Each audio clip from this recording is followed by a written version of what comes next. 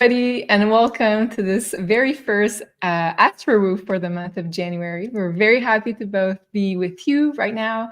Happy New Year to all of you. Happy Gregorian year, of course, because we're going to celebrate the real start of the new year in March with the astrology.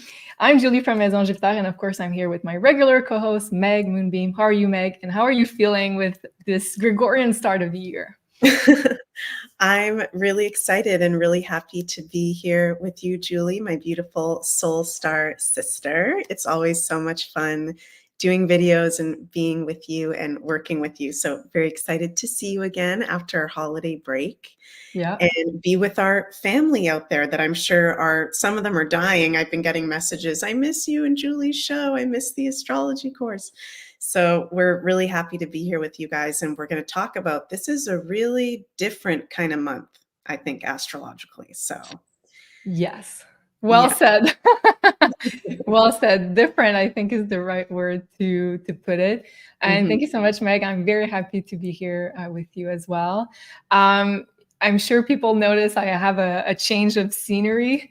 I just moved in the holidays. So I took a little holiday break, and also I took the time to try to move my stuff. So I'm still not really 100% settled, but we will do this in the best way we can, of course. And yes, I feel like this year is going to be, well, this year and this month, because today we're going to be talking about the month of January, the most important alignments. And also in the second part of the show, we will be talking about more specific predictions for the 12 zodiac signs. So listen to the second part for your sun sign, your rising sign, and even you can listen for your moon sign. So it's going to be very fun. Thank you so much. I have to say congratulations. Thank you. I appreciate it. Lots of changes. Yes. Lots of changes. And of course, I think the most, let's say, important alignment that we're going to be talking about in just a few minutes is this Pluto going back in a sign of Aquarius for most of this year of 2024. And at the same time as Pluto goes back, we have a conjunction with the sun. So the sun bringing its light onto Pluto. So I think it's going to, let's say, reveal a lot of stuff. And I think it's going to reveal a lot of changes also for most of us. And of course, we're going to look at what it means for you, for your sign, when we get to the 12 zodiac signs.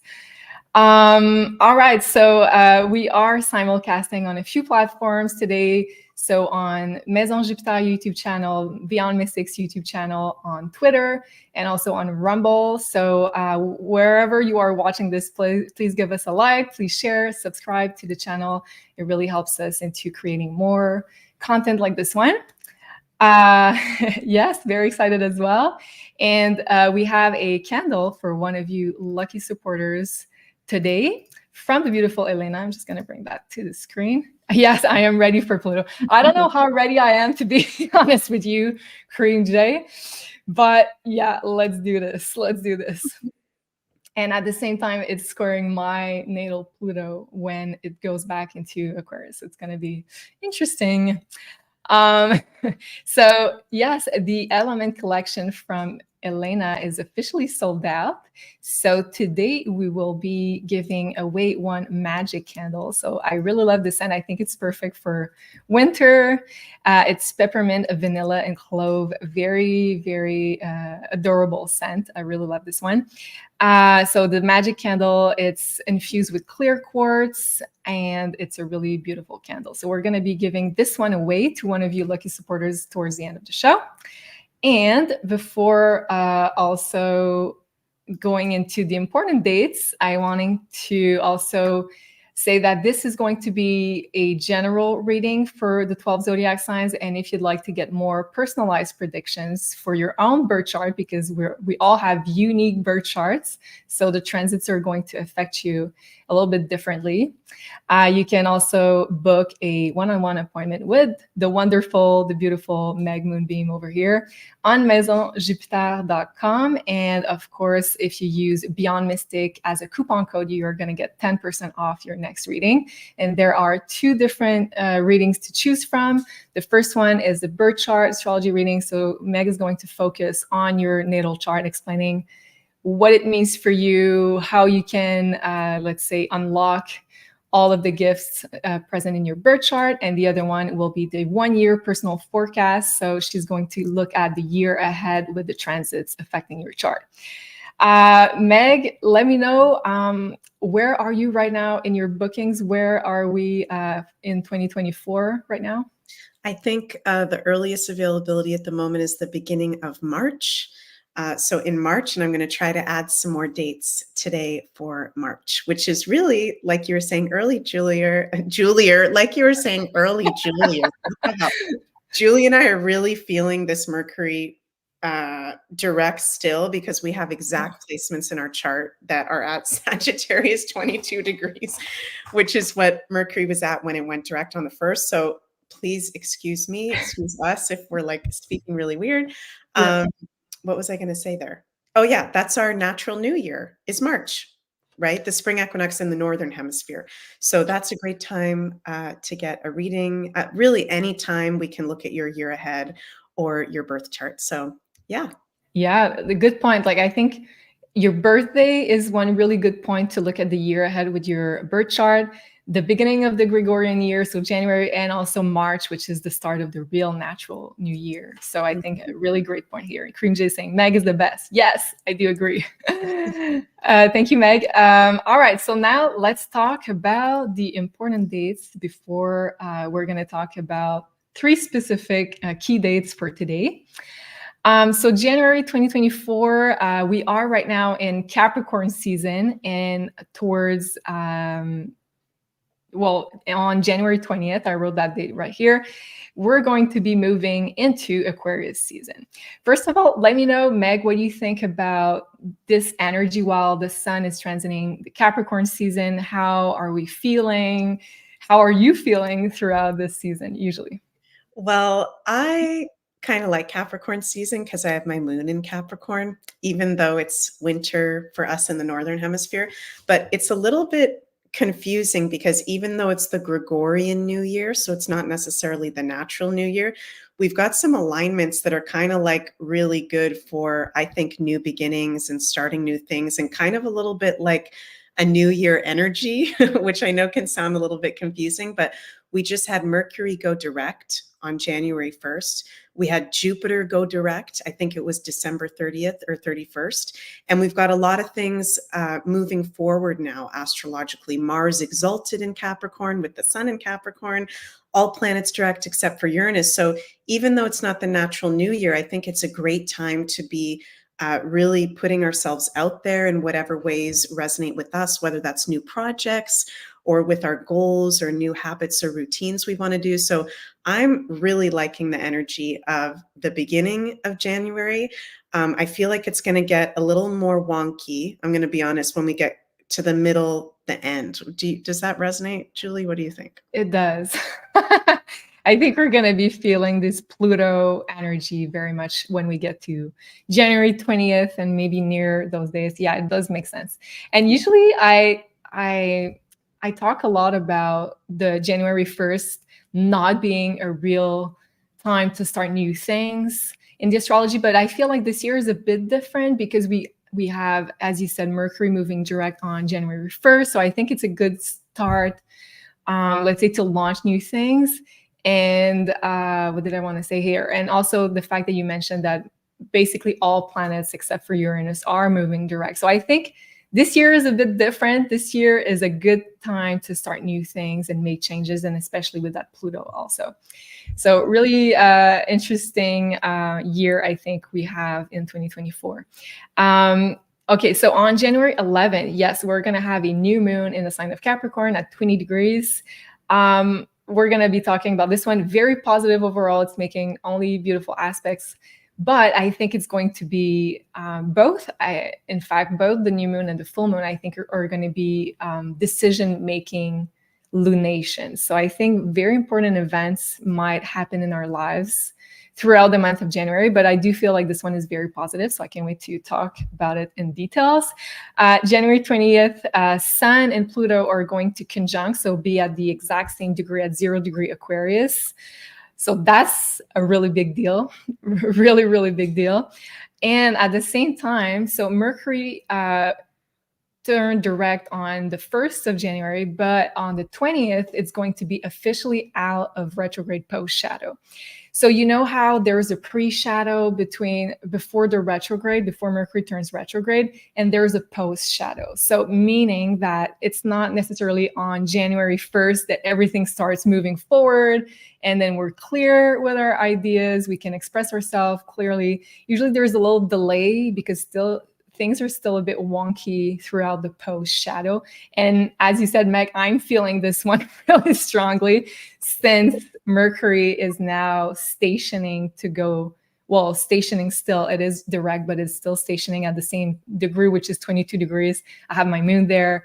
You have your North Node there. So we're kind of like, feeling still this post-shadow. So on January 20th, Mercury is definitely out of retrograde post-shadow, meaning that we have more clarity, news maybe are coming out, maybe we're going to have information being revealed, secrets being revealed. So I think this date is definitely a good one to circle in your calendar with both, of course, the new moon and the full moon. And then on January 25th, we're going to have this full moon in Leo, very intense full moon. Although it's in the sign of Leo, I feel like it's a very scorpionic energy. And let's talk about it in a few minutes. And then January 27, we're going to have Uranus direct. And I believe at this point, we're going to have all planets moving direct, if I'm not mistaken. All right. We have a lot of beautiful comments. Thank you so much, everybody. Meg, did you want to add anything before we move into the new moon? I feel like this is really unexpected energy. Having, Pluto going into Aquarius, Sun, Pluto Cazimi conjunction. This is a lot of intensity. This is a lot of unexpected energy as well when the Sun moves into Aquarius, Pluto in Aquarius. So I'm just hearing Spirit say, like, expect the unexpected. And if things move in a different direction, or if completely new opportunities come forward, you guys be open to that, because that is Aquarius. And we're going to be feeling that really strong more when we get to the middle end of the month. It's just going to be unexpected. And I know that sounds vague, but just be open to different things. I feel like that's one of the things with Pluto moving into Aquarius for all of us. Is teaching us is being open to new ways of doing things, because we've been in Pluto and Capricorn since 2008, which is all about structures and rules and, the dark arts people, if you will, really being able to have a control over us. And sometimes we can't see some of the alternative ways clearly of living, if that makes sense. Yeah. So I think more and more of that's going to be revealed this month and coming into the Gregorian year of 2024. So yeah, big life changes too with that Pluto Cazimi. That can be really big life changes for people.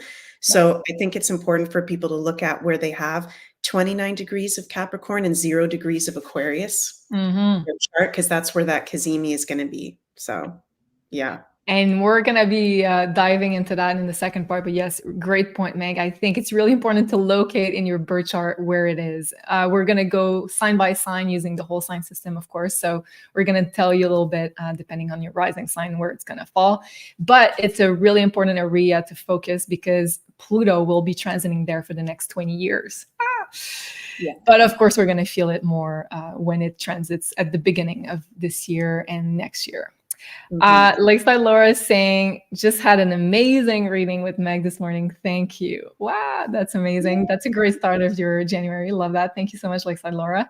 Yeah, I think people that had the chance to have bookings with you for this Gregorian New Year, I think booked a while ago. So if you'd like to get, let's say, the equinox, the spring equinox, let's say New Year reading, it's time to book now.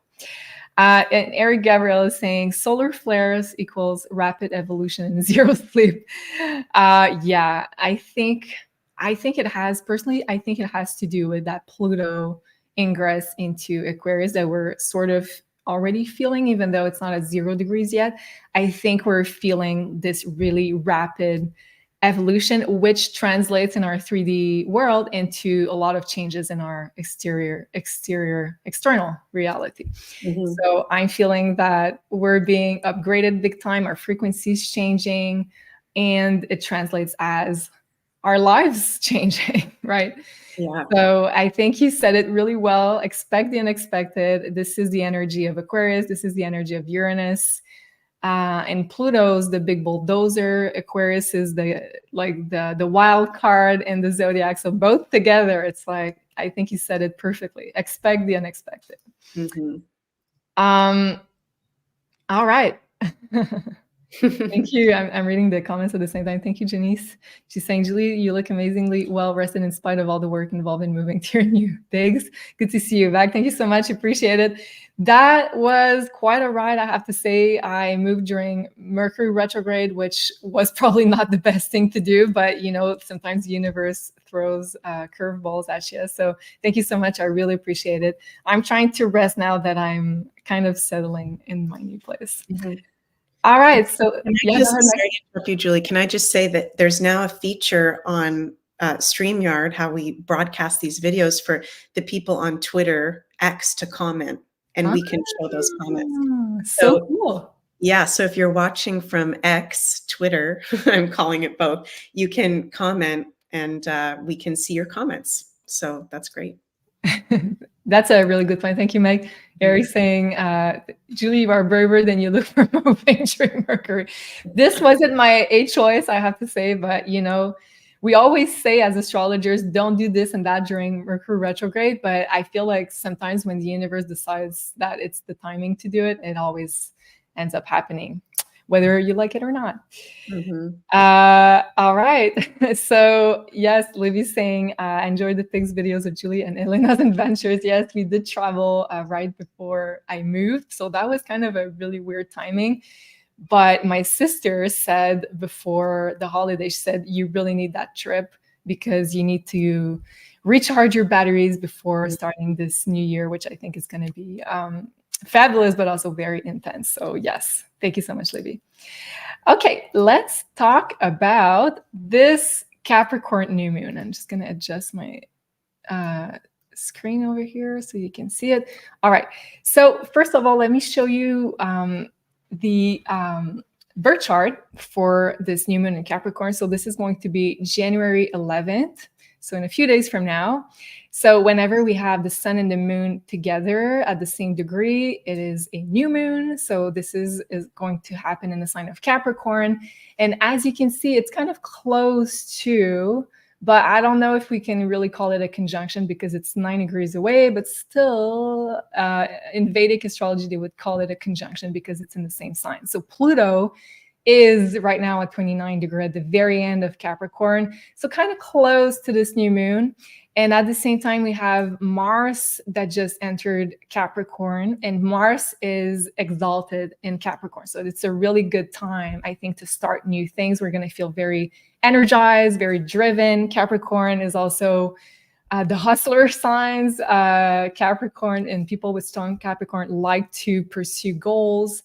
They are very driven. They have a lot of stamina. So I think this is going to be very fun. And this new moon is only making good aspects. So a sextile to Neptune in Pisces, a trine to Uranus over here. And I wanted to show you this birth chart because this new moon, I think, is special since it is T-squaring both of the nodes. So you can see the north node is at 20 degree Aries, the south node is at 20 degree Libra, and this one is making, it's like midway in between. So it's making what we call a T-square, so a focal point. So usually when we have T-square, it's a decision point. It means we're at a crossroad, we're about to start something new, but we have to make important decisions. So let's go back to the slide. Overall, I think it's going to be a very positive new moon with possible important decision-making portal. I feel like for most people, Capricorn usually has to do with work, with career. It can be something else, of course, but usually these are the themes that come up during Capricorn season. So for some, it's going to be a new professional cycle that begins. We're going to feel ambitious, career-driven, oriented. Mars is also exalted, bringing hard work, passion towards our goals, our priorities. So it's a really good time to also plan for the future. Capricorn also talks about the future. It talks about long-term planning, really figuring out your goals, your priorities, and those goals and priorities might change because it's a new moon. And we have also Pluto really near. So let's not forget about that. And Pluto also talks about power struggles with authorities, power issues. And on, let's say, the bright side, it can talk about empowering yourself and freeing yourself from constraints. So that's why I think January will be very interesting, because both the new moon and the full moon are going to link up with Pluto, the planet of power and empowerment.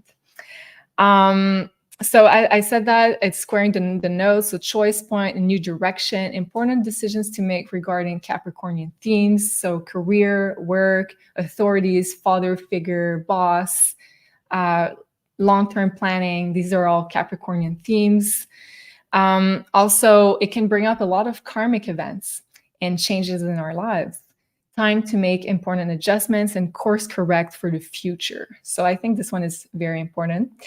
Balancing also professional life with our personal desires and our relationships, since the nodes are in the relationship axis. So a very interesting new moon. I feel like this one is almost eclipse-like in its nature. I'm going to ask you, Meg, in just a few seconds to comment on that if you resonate with that. I'm curious to know what you think. But also this new moon sextiles Neptune. Neptune is a planet when it's really, let's say, well aspected. It talks about forgiveness, love to support our plans, and trines Uranus. So it's a really positive aspect also to Uranus. So changes are supported at this time, and independence is supported also. And going on your own path and following your own dreams is also very much supported. And Saturn, which is the ruler of this new moon, sextiles Jupiter. So very positive time for long-term projects and endeavors. Meg, what do you think? What's your feeling about this new moon? Did I say everything?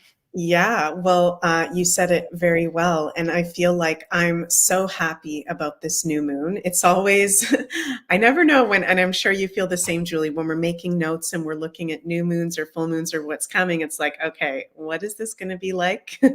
You know, and this new moon doesn't have any really adverse aspects. So that's really nice. It's actually got really beautiful aspects. And even though the moon is at detriment position in Capricorn, the moon doesn't really love to be in Capricorn.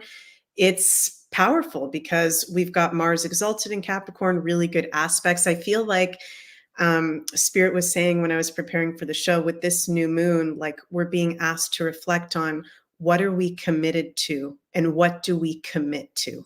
What's our commitment, right?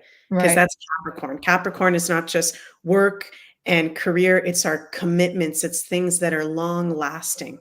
So with this being a new moon, excuse me, you guys, that's really well aspected and I really like it. This is a very powerful time to create not just intentions for the year, not just intentions for, you know, the next few weeks or months, long-term goals. Like what are your long-term commitments? What are your commitments to yourself? And that's such a good point, what you brought up with the nodes, Julie. I didn't even think about that with that T-square with the nodes. It's like, what's our commitment to ourself, Aries? And what are we committing to with others? And is that even resonating anymore? And what's our commitment to the world? So I think that's something really good to reflect on with this. And also work-wise, there can be really positive opportunities, developments, work-wise. We're going to get into all the signs because it is Capricorn, but definitely set some intentions with that new moon because that's a really magical one for sure. Yeah, good point, Meg. And this is why I kind of felt like January this year is different, since I think it's good to manifest long-term planning as we're being told by the Matrix to do on January 1st. I think this year is actually the year to do so, and especially during this new moon, which falls on 11/1, so 111. Love it. And Debs is saying, when's best this month to launch new business, please, Julie and Meg? 11th? Question mark. What do you think, Meg? I'm kind of thinking intuitively, like this new moon is kind of a really good portal of energy because Capricorn has to do with career, work. Mars in Capricorn is really good to start new things. What do you think, Meg? Yeah, I haven't had a chance yet to look at every lunation in 2024 yet, but from what I'm seeing so far, this is a fantastic new moon, Deb's Soul Tribe. And we're also in a phase right now, from now until April 1st, none of the inner planets are going to be retrograde. So we've got Uranus is retrograde right now until January 27th. So actually from January 27th to April 1st, no retrograde. So I'm always looking at what are the planets moving direct or retrograde when wanting to launch a new business and what's the overall vibe. So, and we're at Pluto and Capricorn still, which Capricorn rules business and at a critical degree, 29 degrees. So I would say, yes, the new moon is perfect, I think. For this month, for sure. I think this is definitely the new moon in January. I think totally on point, Meg. Thank you for that. All right, so now we're going to switch to our next event, which is going to be the event, probably one of the biggest of the year. And that's going to be Pluto in Aquarius. So I just bringing this birth chart, not to confuse you guys, but I just want to show you how interesting it is to have Pluto at 0 degree, 0 minute of Aquarius. And at the same time, we're going to have the sun there at 0 degree Aquarius. So Pluto Cazimi, Pluto will be in the heart of the sun. The sun is going to illuminate all things Pluto. And at the same time, we're starting a whole new era and pushing even forward this whole age of Aquarius. Meg, I want to ask you, well, how do you feel about that? Do you think January 20th is going to be an important key date, or do you think it's going to unfold a bit later during the year? And other question, what do you think is going to happen more on January 20th on a more, let's say, personal level? Well, yeah, that's such a good couple questions. So first of all, you know, the outer planets, the more outer generational planets, we feel them the most when they're at the beginning, middle, or end of their transit through their sign. So I really feel like January until, you know, September, when Pluto moves back into Capricorn, that's the critical degree, 0, 1, 2. So we're going to be really feeling the Pluto in Aquarius and what that means. 2024, when Pluto is in Aquarius, 2025, even into 2026, really, really strong. So this can be, you know, really rapid development of us into the future. Aquarius rules the future. And Pluto is the revealer, right? The transformation and revealing. So Pluto reveals the qualities of whatever sign he's in, and Aquarius rules humanity and the collective of humanity. So I think this is why whenever we have Pluto in Aquarius, there's such huge events in history. You know, the last time we had Pluto in Aquarius was the American Revolution, the French Revolution. America became a country. Every time it's historical events. So I think it's going to be really unprecedented, and people, even more people wanting freedom and independence personally and in the collective, right? So there's so many things to the Pluto in Aquarius, but I think, as you said, you were asking on the personal level, we're going to be feeling really inspired to be in our independence and our sovereignty. And anything that isn't in alignment with that, this is just one of the things, but I'm just feeling that in this moment really strong to share. That's one of the things we're going to be really aware of is relationships, jobs, social ways of being. Are they really for freedom? Do they really, are they in alignment for the great brotherhood, sisterhood of humanity, or is it not, right? And with that Cazimi happening at 29 degrees Pluto in Capricorn and 0 degrees Aquarius, that is a huge revealing of something when we have that Cazimi. So I feel like that could have to do with, even more about a certain list of people that has just come up in the last week. But we're dealing with Aquarius, and we're dealing with something totally unexpected coming forward. For sure. Really well said, Meg. Okay, let me bring up the chart that I did a while ago for possible themes in the world coming up. But I love the fact that you said what it can bring up in our personal lives about empowerment, independence, being in our own freedom, sovereignty. I really resonate with that for sure. Mhm. And I think this, as we're experiencing it personally, we will also experience it in a collective way, which also Aquarius rules the collective. So those are some possible themes that I wrote. And of course, these are not going to happen on January 21st. I think some stuff might happen on January 21st while we have the Kizimi, but keep in mind that Pluto will stay in Aquarius for until 2044, so in 20 years. And you said it right. I wrote that in the first point, rebirth of the true sense of freedom. And also we could see self-organizing collective and also new ways of doing business, new ways of creating businesses, corporations.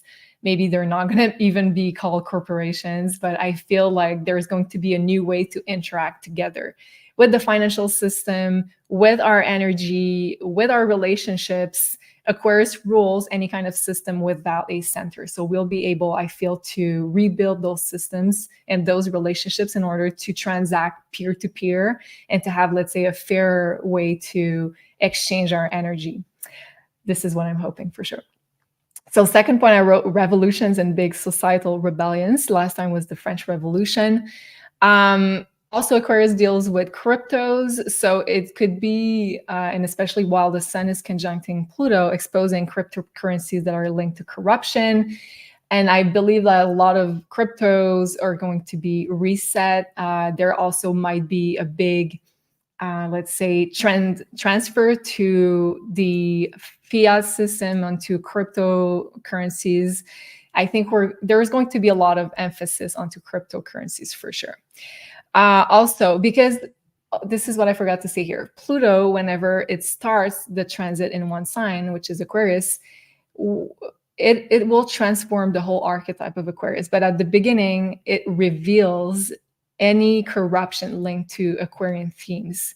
So it will reveal a lot of stuff that we believe was true regarding anything that is Aquarius. So new technologies, cryptocurrencies, ETs, freedom, any kind of things that are ruled by Aquarius. But before being able to transform a theme, we will have to reveal what's been non-functioning, what's been the lies that have been perpetuated to us. So revealing the transhumanism agenda, revealing the corruption in ET groups and agendas, and leading the way for potential true ET disclosure.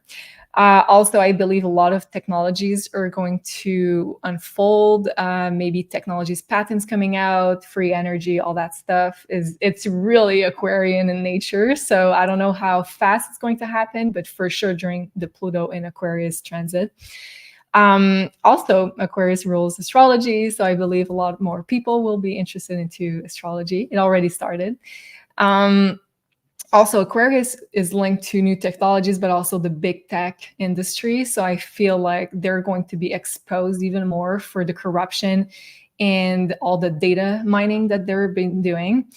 And on a spiritual level, I believe we're going to experience a huge shift, a huge jump in consciousness. DNA is ruled by Pluto.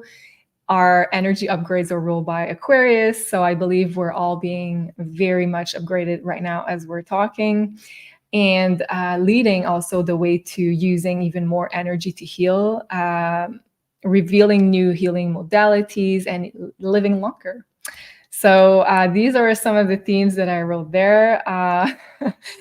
I know we should maybe do a whole episode on this one because I think it's such an interesting subject. Mhm. Okay, but now we're trying to focus more on, let's say, the personal level with this Astro Woo for the month of January. So let me switch to the last event we wanted to talk to you about before we dive into the 12 zodiac signs. And this one is the Leo full moon that we're going to have at the end of the month of January. That's going to be January 25th. So, okay, we just had a beautiful new moon on January 11th, starting new things. This one is quite different. So we have, every time we have the moon opposing the sun, this is going to be a full moon. So this one is going to be at 5° Leo. And of course, you can locate where 5° Leo falls in your own birth chart, but we're going to get to the 12 zodiac signs just a bit later on. So the moon is opposing the sun. The sun just entered Aquarius a few days ago while Sun and Pluto were making a conjunction on the 20th. Now it's at 5°, but still the sun is very close to Pluto, and the moon is going to oppose Sun and Pluto, which kind of calls for intensity and power struggles and wanting to remain authentic, independent, in our own integrity, which can be also Leo. Before I dive into it too much, I want to ask you, Meg, what is your feeling about this full moon in Leo? How do you feel about this one? Well, ever since I've looked at the chart for this, I feel, and this may sound really weird, I feel like a circus energy. I'm hearing, like, the circus song, dun, dun, dun, dun, dun, dun, dun. Like, it feels like this full moon is going to be a circus. It feels like it's going to be all over the place. I feel like it's interesting that it's in Leo at a Leo degree, opposite Right. Pluto, and with the Sun Pluto conjunction. I feel like the entertainment industry and entertainers and artists is going to be super highlighted. Something can really be illuminated from that, having to do with the dark side of life, because we got that Pluto opposition. People, like famous people, being exposed. That can be more of a collective thing. But for each of us personally, I think it's a huge cleansing full moon of toxicity in our lives, because we've got Pluto involved so strongly. And Leo is the light and the sun, right? So it's like, how can we be more in our light and our love? What's toxic in our life? That full moon's going to reveal. Whew, okay. I'm kind of scared about this one, but just kidding, not scared. Just, I don't know. It's like we have to expect everything, right? Yeah. Okay, so I wrote, which kind of makes sense with what you were saying, a very intense full moon testing our integrity. And why I said that, it's because it's also making a T-square. Well, I don't have the right chart here, this one. So as you can see, there's a sun-moon alignment, and Jupiter is right in the middle of that new moon. So it's making a T-square to Jupiter. And Jupiter is all about, what are you believing in? What is your truth? What are your values, especially in Taurus? What are your core values? What do you believe in? So I feel like we might be tested, and we might have to really remain true to our own truth and integrity, and not follow anybody, and not, let's say, crumble under pressure. Because Pluto being in opposition to that moon, I feel like it's going to be emotionally very intense, has the potential to. Let's hope it's not going to be. And Leo is all about your own, let's say, how do you want to shine personally, what you want to do on your own. So it really targets the individual nature of yourself, versus Aquarius, which the sun is in, and that highlights the group dynamic. So I feel like there's going to be a tug of war between what do you want and where do you want to be, and how do you want to shine, how do you want to express yourself as an individual, versus what the group wants for you. So there's going to probably be some kind of opposition there. There could be, as we said, power struggles. Also on the collective scale, we could see the end of some collective control strategies. Let's hope so, because it's a full moon, so it brings closure to something. Or it could also mean more control strategies from powers that be that could erupt at this time. I don't think it's going to be long lasting, but just wanted to share that just in case. On the bright side, this full moon, I think, is a portal for a lot more personal empowerment through Leo themes. So creativity, romance, love, joy, self-expression, taking vacation, taking some time off with the people you love, enjoying life in general.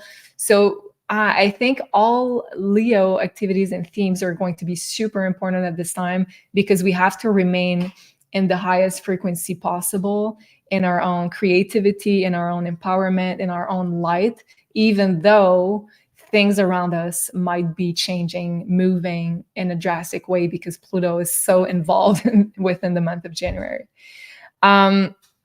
So I wrote there, needing to be in the love, joy frequency more than ever. So that's what Leo's medicine is all about. It's staying in that love, joy frequency. It's the power of Leo.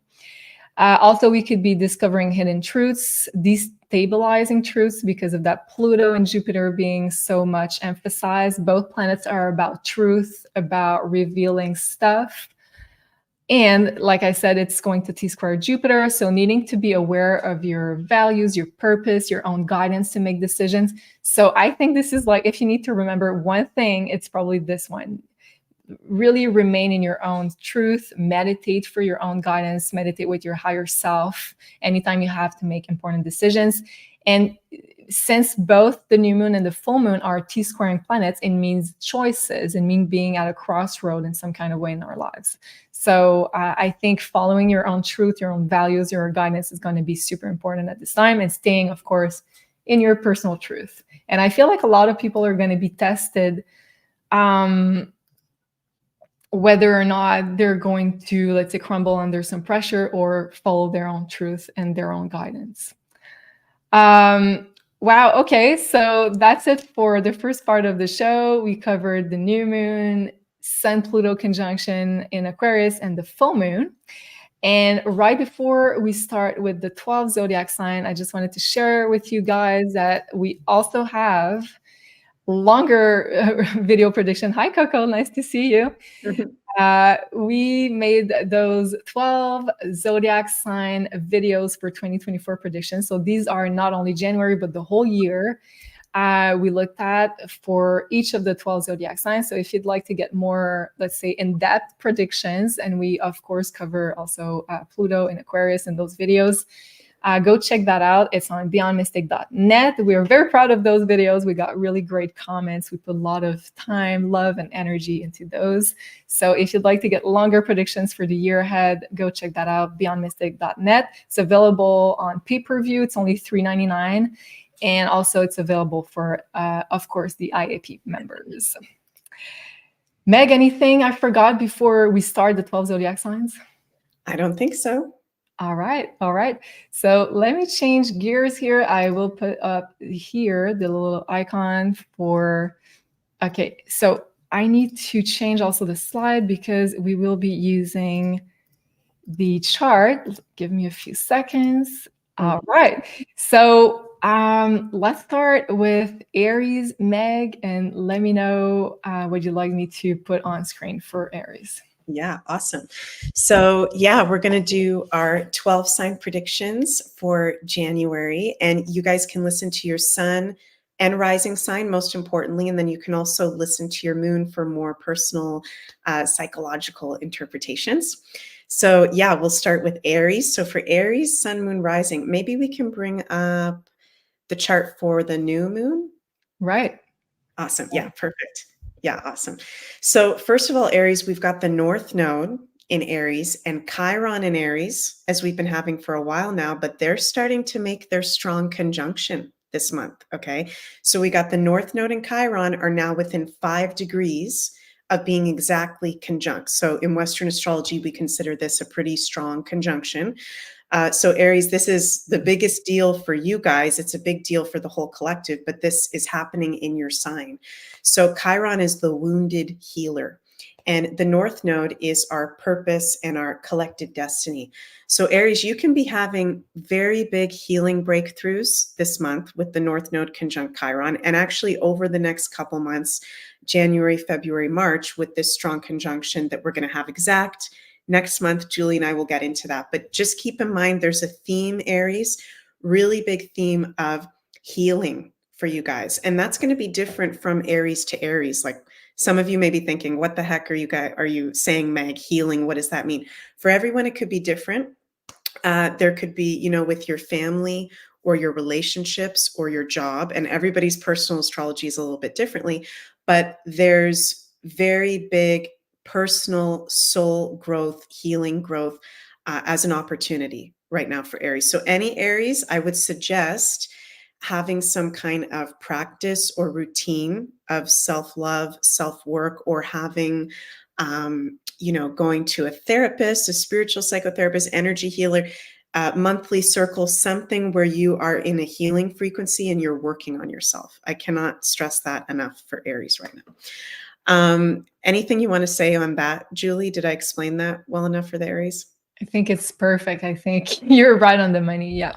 Okay, perfect. So Aries, very important for you guys to be honest with yourselves about any issues going on in your life or anything that maybe you don't know how to work on. Ask your friends, ask your family for help, and they'll give you resources. So let's move to the new moon in Capricorn on January 11th is happening in your 10th house, the house of Capricorn. So new moons are new beginnings and opportunities. This is happening in the areas of the life of your work, career, and long-term goals. And your planetary ruler Mars is currently exalted in the sign of Capricorn. So Mars is like, yay, in his second most favorite place to be. And Mars is in an exact trine at the time of this new moon to Jupiter. So this is very lucky. This is one of the most positive aspects. Very positive and lucky new moon for you, Aries. So you guys are going through healing breakthroughs. And then with this new moon, around this new moon, January 11th, very positive developments, opportunities having to do with work. For any Aries, if you're wanting to start a new work project or create new long-term goals, this is literally, I think, the perfect time. So set your intentions and take action as well, because Mars is all about taking action and your sign rules taking action. The full moon in Leo on January 25th is happening in your 5th house, which is the house of Leo. So full moons are about release, letting go, completion, and illumination. And this happening in your 5th house has to do with creative projects, your creativity, your inner child, children in your life, your relationship to fun, and you being seen. So those are areas where you may be going through letting go or things can be illuminated. And your planetary ruler Mars is in a square to Chiron in Aries. So for all of us, this full moon is very, very intense, but with a square to Chiron, is it exact, Julie? I'm trying to see the degrees. Chiron's at 15. Well, this is not the right chart because I did not switch it, but yeah, you're totally right. Mars is at 15 degrees and Chiron at 15 degrees. Yeah, sorry guys, I was having a brain fart there. So yeah, thank you, Julie. It's exact pretty much. So this is a very big healing portal, this full moon for you Aries. I would suggest, I'm just kind of getting the download right now. Go to a like-minded community healing event around this full moon. Go to a drumming circle or a sound bath. Go to something where there's healing frequencies and you're around like-minded people, because I feel like very big things can come up for you to release. We've also got your ruler Mars is conjunct Mercury and trine Uranus. So you can have very new and fresh creative ideas and inspiration can be illuminated for you at this new moon. And the beautiful Venus trine Jupiter, which I feel like is a little bit of a saving grace at the time of this full moon, is happening in your 10th house and your 2nd house. So this is very positive for finances, income, and work as well. So happy January to all the Aries out there. Wow, I love that. Thank you, Meg.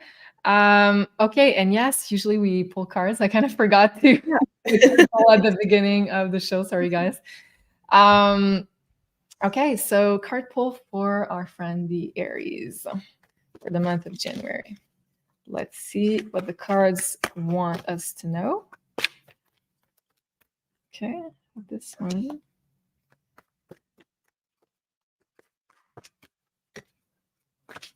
Okay. Okay.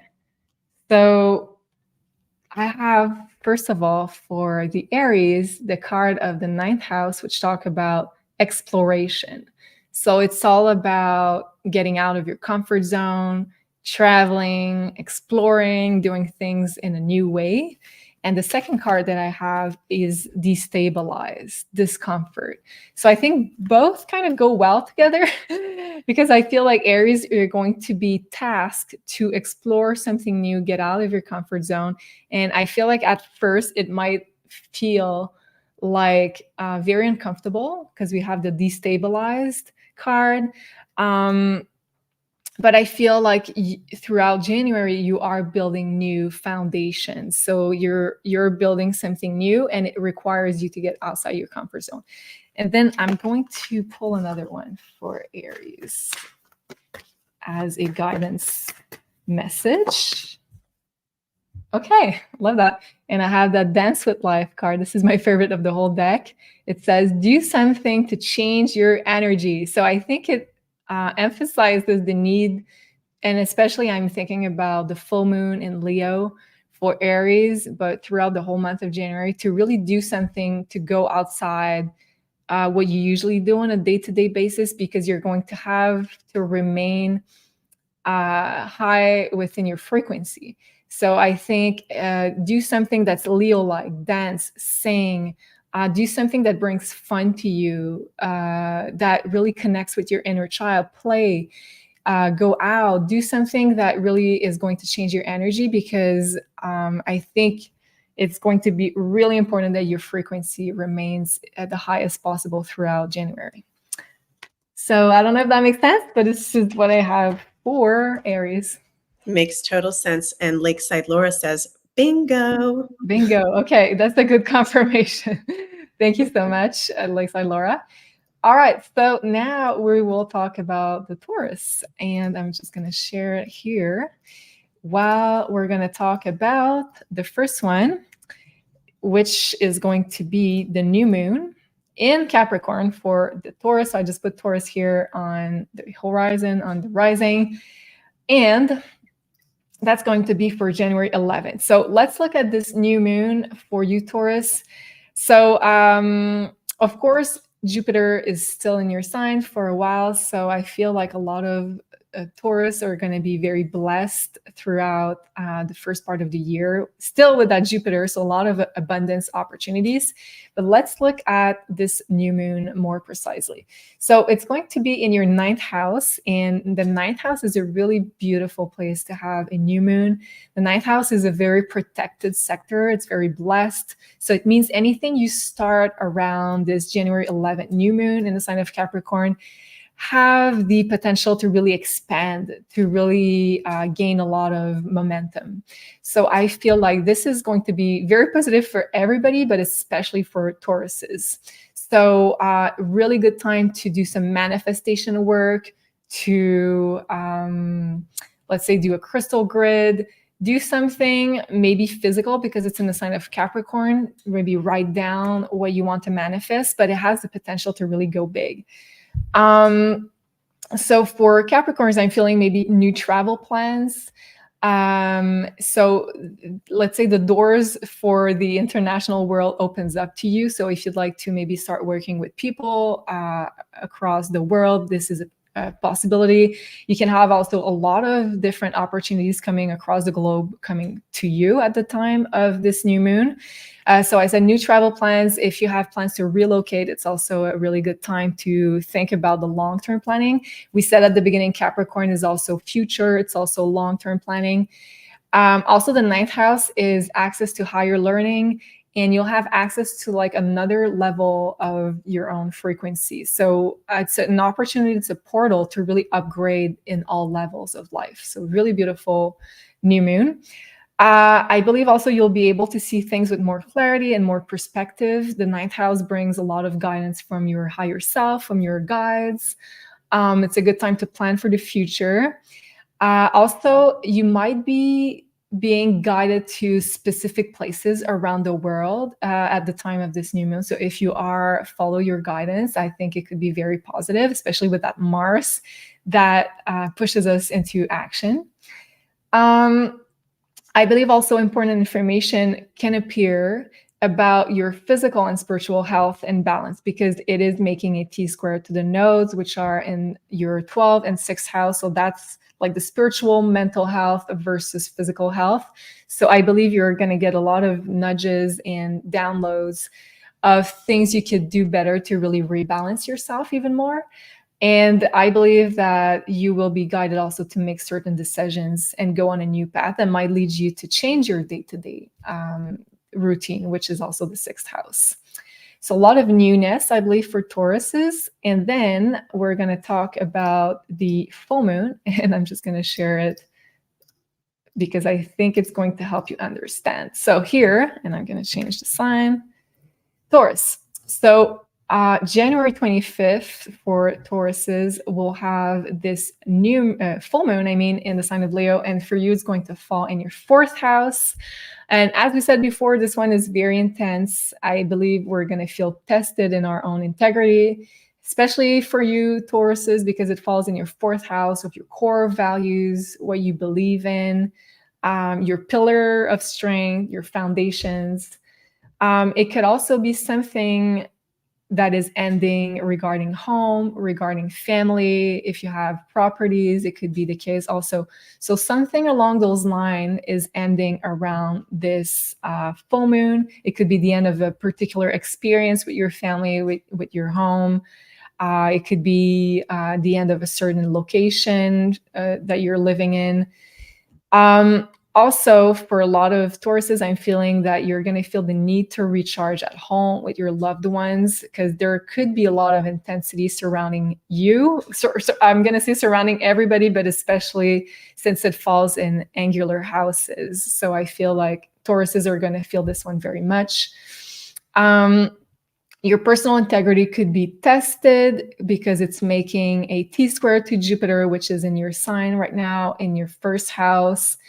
So I feel like a lot of Tauruses will have to affirm their truth around this full moon and have to remain really centered and grounded into what you believe in, what is your direction in life, because it's making an opposition with your 10th house and your 4th house. So this is kind of your spinal cord, what you believe in, where you're reaching in your future. So those things can be tested. You will have to really remain true to your long-term goals, to what you believe in, Jupiter, your sense of purpose. There are possible power struggles at work or with a boss with that Pluto Sun opposition in your 10th house with an authority figure possibly, or it could also be the father figure. So you might feel tested, or just with, let's say, the institutions, the governments. So there's possible power struggles over here, and especially for Tauruses. You will have to listen to your own guidance and affirm your own truth. And also, as of January 20th, Pluto is entering your 10th house. So it is a big deal for Tauruses.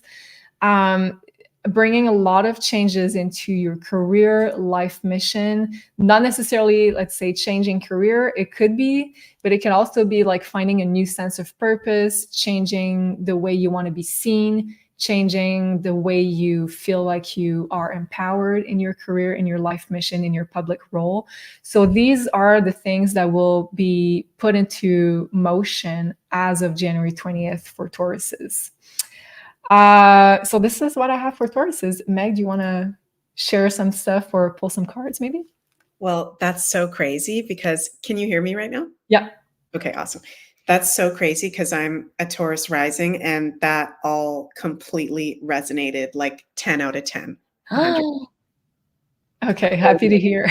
That is so crazy. It's so crazy when such specific things the astrology shows that are like not normal everyday things. So cool. So, okay, my fellow Taurus Sun Moon risings, let's see what's our card for this month. Wow. 10th house. Oh, the house of Capricorn. And as you just said, Pluto entering Aquarius enters our 10th house.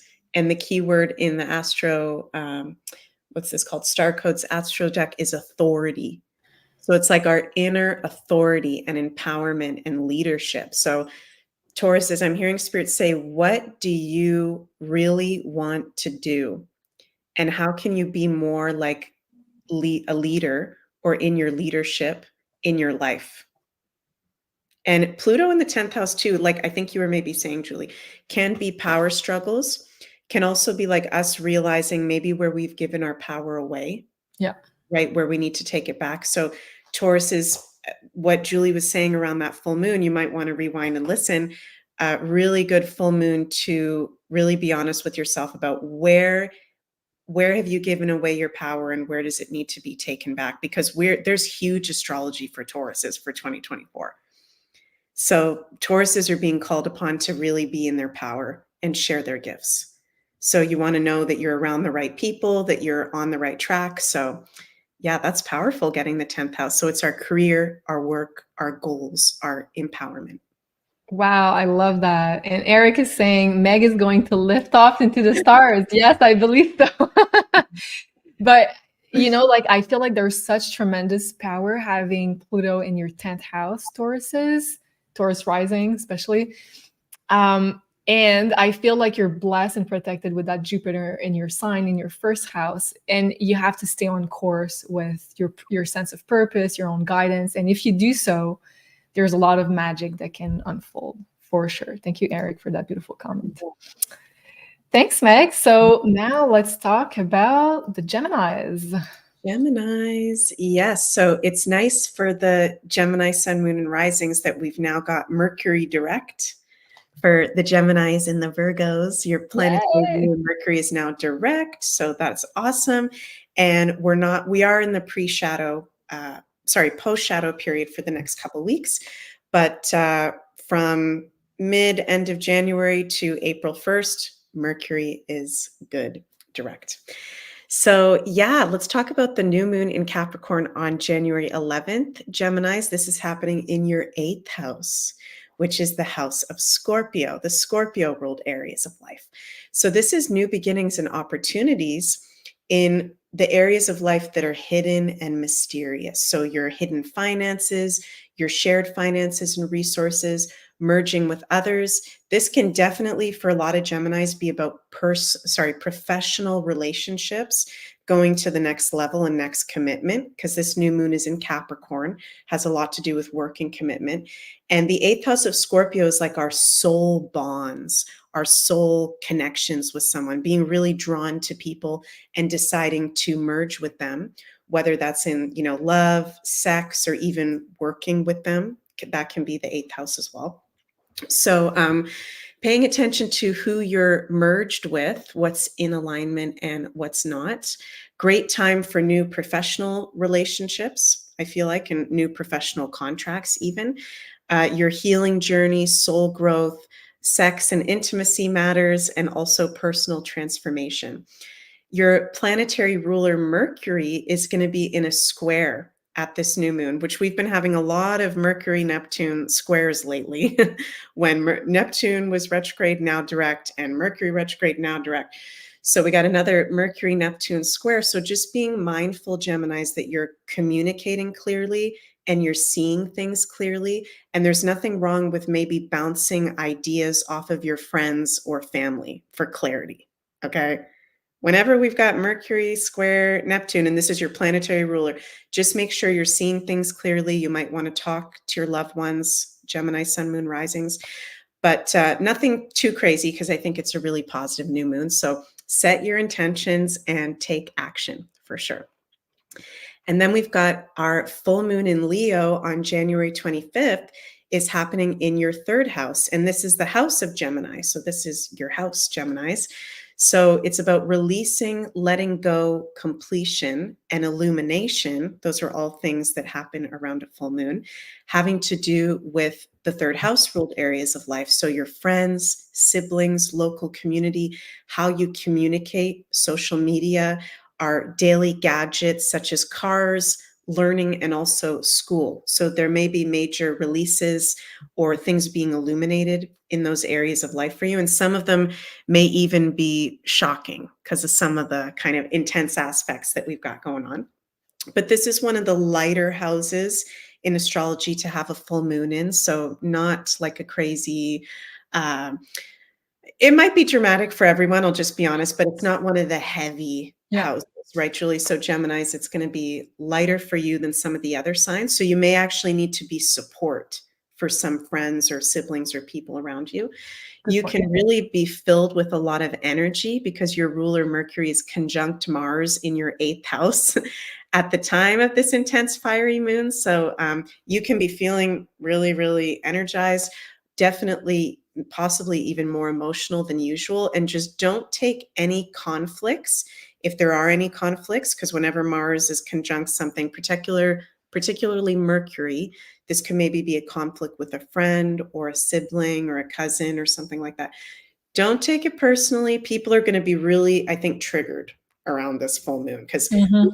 I don't know if you might have mentioned this, Julie, but Leo rules drama and the Right. theater and being dramatic. So around this full moon, we could be like looking at people that we know, like, oh my God, this is such a drama show right now. Why are they being so dramatic? So just observe, don't absorb. It's a great time, Geminis, for healing work with that Mars Mercury conjunction in your 8th house as well, and letting go what no longer serves. And one of my astrology teachers always says when we've got Mars in the 8th house, according to him, that's one of the best times for cleansing and releasing Mm. because Mars is really fast, it's really energetic, and the 8th house Scorpio is removing of toxicity and negative energy. Wow. So really good to be doing any kind of cleansing work, Geminis. I love that. And I was feeling also like it, you said it could be your friends also, let's say Mhm. having potential drama. And usually 8th house has to do with like crisis situations. So you might be called to help on people, let's say, dealing with some crisis situation, Gemini. Mhm. Thank you, Meg, for that. Really resonates with the Geminis that I know. Let's hope they're gonna have a great month. And then let's pull some cards. I'm feeling those cards right now for the Geminis. I'm gonna switch my deck. Cool. All right, so Gemini for the month of January, what do we need to know? Okay, it says it's time to take action, new moon in Aries. And we have the new moon on January 11th that falls into your 8th house. Mars is going to be there. So you were talking about that Mars, which is a really good time to take action into healing. So I'm feeling that very much for the Geminis. I'm feeling like you might be presented with a lot of opportunities during the month of January, and it's going to be a good time to uh, act on it. And I'm gonna pull another one. Woo! Wow. Okay, I love that. I have the creation energy. I love this card. So it's basically saying that you have a lot of creation potential, a lot of opportunities are going to present themselves. And it's you, Gemini, that's going to decide whether you want to act on it or not, but you're going to have a lot of creation potential. So it says, what is trying to be birthed through you? And interesting because the 8th house and that new moon we will have in the 8th house is the house of pregnancy. So literally or figuratively, but I'm feeling more like a figurative way of saying that something wants to be birthed, like a new creation, a new thing in your life. And I feel like it's really exciting for you because you're going to be able to birth something new into the world that you really believe in. So a lot of really powerful creation potential, and you have the green lights from the universe to start anything that you would like to, Geminis. Wow. Amazing. That's really powerful for the Geminis. Yeah, really. So hope you enjoy that, guys. And let me switch to the next sign. So we will talk about the Cancers. I'm just going to switch my charts. All right. So Cancers. Let's start with the new moon on January 11th. So January 11th, we'll have the new moon in Capricorn in your 7th house. of relationships and partnerships. So as we said earlier, this is a very positive new moon with only beautiful aspects, potentially making, let's say, opening up a portal for decision making, because it's making that T-square to the nodes. The nodes are very karmic. Usually it presents that they present themselves with a lot of, let's say, fated events in our lives, and especially for you Cancers, because the nodes are going to be in angular houses. So in your 4th house, in your 10th house, and this new moon will be in your 7th house. So those are all angular houses. So meaning that they usually, let's say, push out like really important events in our lives. So this one is really exciting, and especially for single Cancers, because it's a new start in relationships and partnerships. So it could be a new start in love, a new partnership in your life, in your relationship. For some, it will be the start of a new work partnership because it's in the sign of Capricorn. You could also be making important decisions regarding relationships around this time. So if you are already in a partnership, Cancers, it could also be a new phase in your partnership is starting, where you want to build new structures, you have new projects because of that Mars that is very excited and positive, being exalted in Capricorn in your 7th house. I feel like some will also strengthen their friendships and solidify their relationships to their soul tribe because of that really good aspect to Uranus that's in your 11th house. So Uranus is kind of at home in your 11th house. It talks about your community, your friendship, the people you consider your soul tribe. So I'm feeling this really beautiful vibe with also friendships, not only love relationship, but friendship as well. So solidifying connections, really feeling like you are on the same wavelength with some people, and starting new projects with those people, or starting, let's say, new opportunities or new projects with those people that you connect with. So really positive. Also, the other thing I wanted to say about this new moon for Cancers, we could be seeing maybe a new financial deal with someone or a new mutual investment, since this new moon is at a Scorpio degree, which talk about mutual investment, and it's in your house of partnership. So you can be investing together with someone, either with money, with your energy, with your resources, to pursuing some sort of a specific goal that you both have together. I really believe like something really beautiful can be born, and especially in regards to relationship, partnership, something that is done with someone else, which is the 7th house. And same message for everybody, but the time to act is now because of that Mars in Capricorn, and especially in your angular house here. So now let's switch to the full moon, which will happen on January 25th. Let me share the chart here. So January 25th for Cancers, we're going to have this beautiful full moon, beautiful and intense full moon.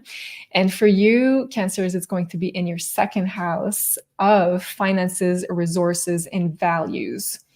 So as we said, this one is a very intense full moon, testing our integrity and our values, and especially for Cancers, because the 2nd house is the house of values.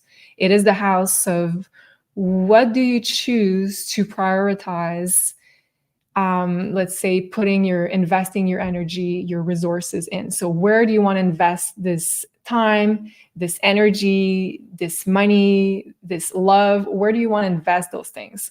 So, and the nodes are, no, not the nodes. What did I want to say about it? Okay, I'll get back to my notes and I'll come back to that. So Cancers, of course, because you are ruled by the moon, are going to feel this full moon very strongly.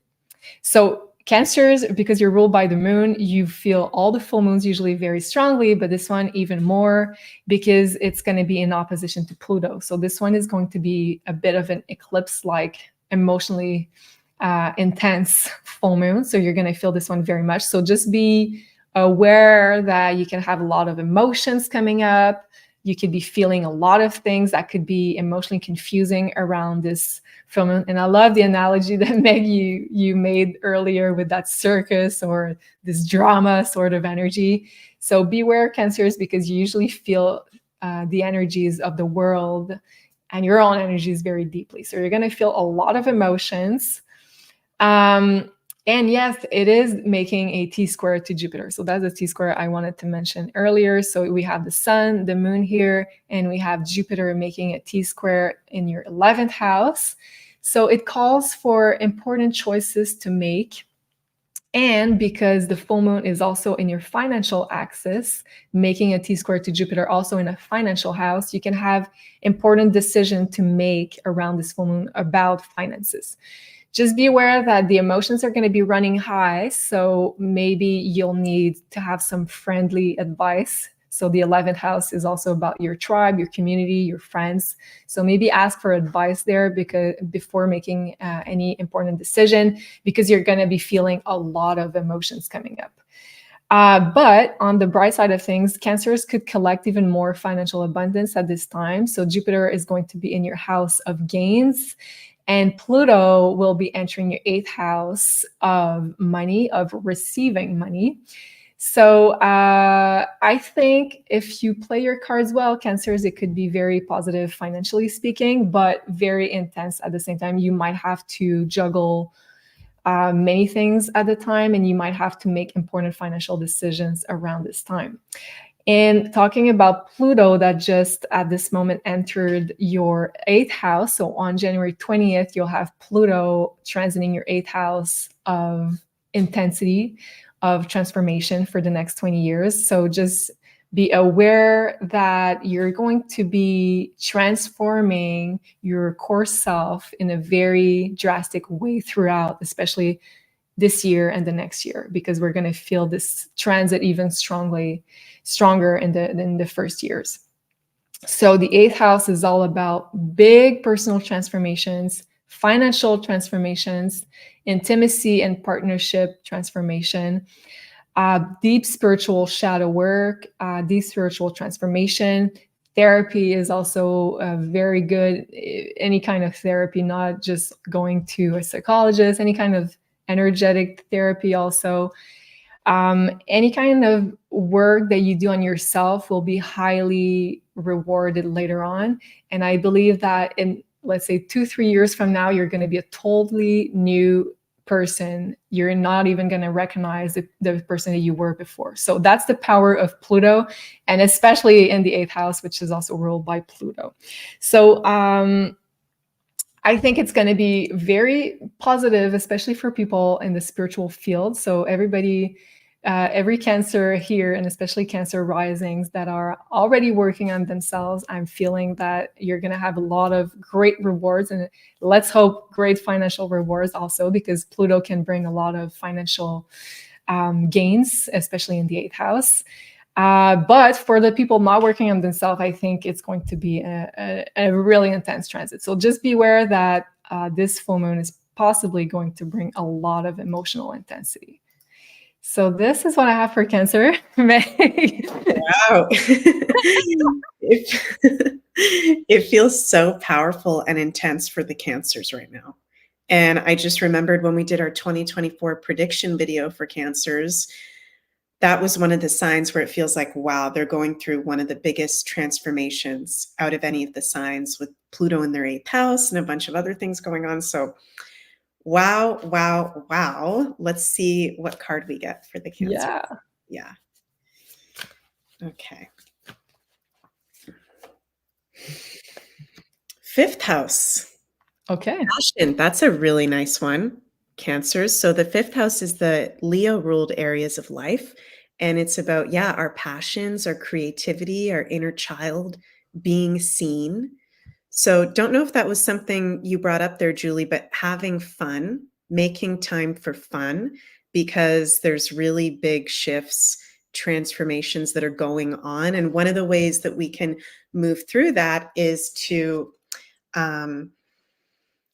take things seriously, but also not taking things too seriously. And Cancers, I can relate to you guys being a Scorpio, you know, the water signs, we feel things so intensely. We feel it emotionally, right? But if you're feeling really emotional, or you're feeling overwhelmed by a transformation or emotions that are coming up, maybe doing something creative can help. Dancing, singing, chanting, painting. That's a message coming through, but also making sure you're having fun during all these changes that are going on. There needs to be fun and play, as well as work, as well as, big life changes as well, that you can have fun through that. So I absolutely love this message. And you know what? Like, this is what I've been feeling so much recently, that like we're always doing like a lot of shadow work, a lot of deep internal transformation work, and purging a lot of stuff from the past and healing. But when I did the trip with Elena, and I believe we're going to do another episode to talk about it, but briefly, I was feeling that doing things you love, and for me and Elena, it's dancing, and like it's very Leo like, so I feel like it's very connected to the card you have, is also part of the spiritual work. And I feel like this is the message for Cancers, but it's the message for all of us. I believe you have to do something that lights you up, because it's also part of the spiritual journey. It's not just about suffering, purging, crying, It's also about keeping, let's say, staying true to the love and the joy frequency, which is all about the card that you got. If that makes sense. Yeah. Yeah, it looks like Laura, come out of your shell and play, Cancers. Love that. But well, I love the balance between the 8th house and the 5th house. So I think it's a really balancing message for our Cancers. I absolutely love it. Now, Meg, let's talk about our next sign, which is the Leos. Yeah, this is the one I think I'm the most excited for, this Astro Woo, I gotta say, because wow, it feels like a really big month for Leo, Sun, Moon, and Rising. So first of all, Leos. Should I be scared or? No, you guys shouldn't be scared. It's all good. That's a nice comment. Rosalie 2020 says, fun is so important. The spiritual things can be so serious. And that's one of the gifts you have, Julie, I hope you don't mind me saying, as a Leo rising at a Leo degree. So you got it so strong with your dancing, and also just the way, even when you're not dancing, even just you being on screen, you share love, so much love and light just through your being. And that's why I love Leos so much, Leo, Sun, Moon, and Risings, because they just are that way. And it's such an important archetype at this time, the Leos, because we got so much, placements in heavy places in the earth signs, and Pluto moving into Aquarius, it can be really techy and kind of technologic, and Leo is the heart. Leo is love, and Leo is light. So Leos, please keep shining. We love you guys. It's very important for you to bring fun and for you to bring playfulness, because life would be super boring and depressing if we didn't have that energy. Oh, thank you so much, Meg. I appreciate it. Yeah. So Leo's very big month for you, okay? Because first of all, we're having a full moon in your sign and at a Leo degree. And we're also having the sun, which is your planetary ruler in Western astrologer, having an intense conjunction with Pluto on January 20th. So these are two really big things happening in the same month. So before we get into the new moon and the full moon, around January 20th, that sun, Pluto Cazimi, Leos, you can be going through a major life transformation.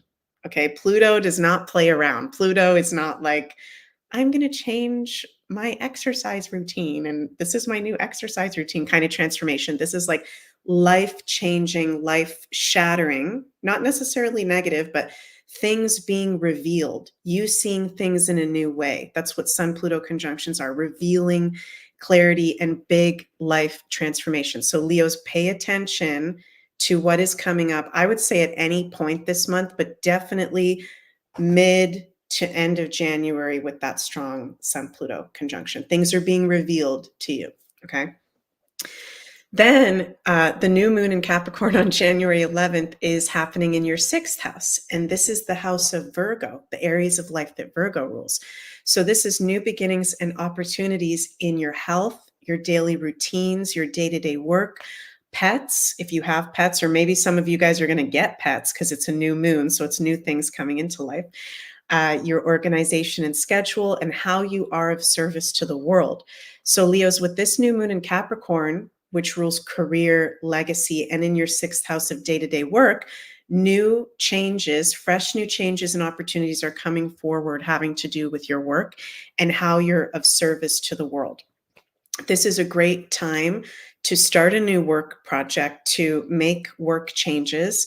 Some of you may even be getting new jobs, or some of you may be starting, wow, I'm having a brain fart, like entrepreneurship, because that's Capricorn too. So work is very highlighted and new changes with that for you, Leos.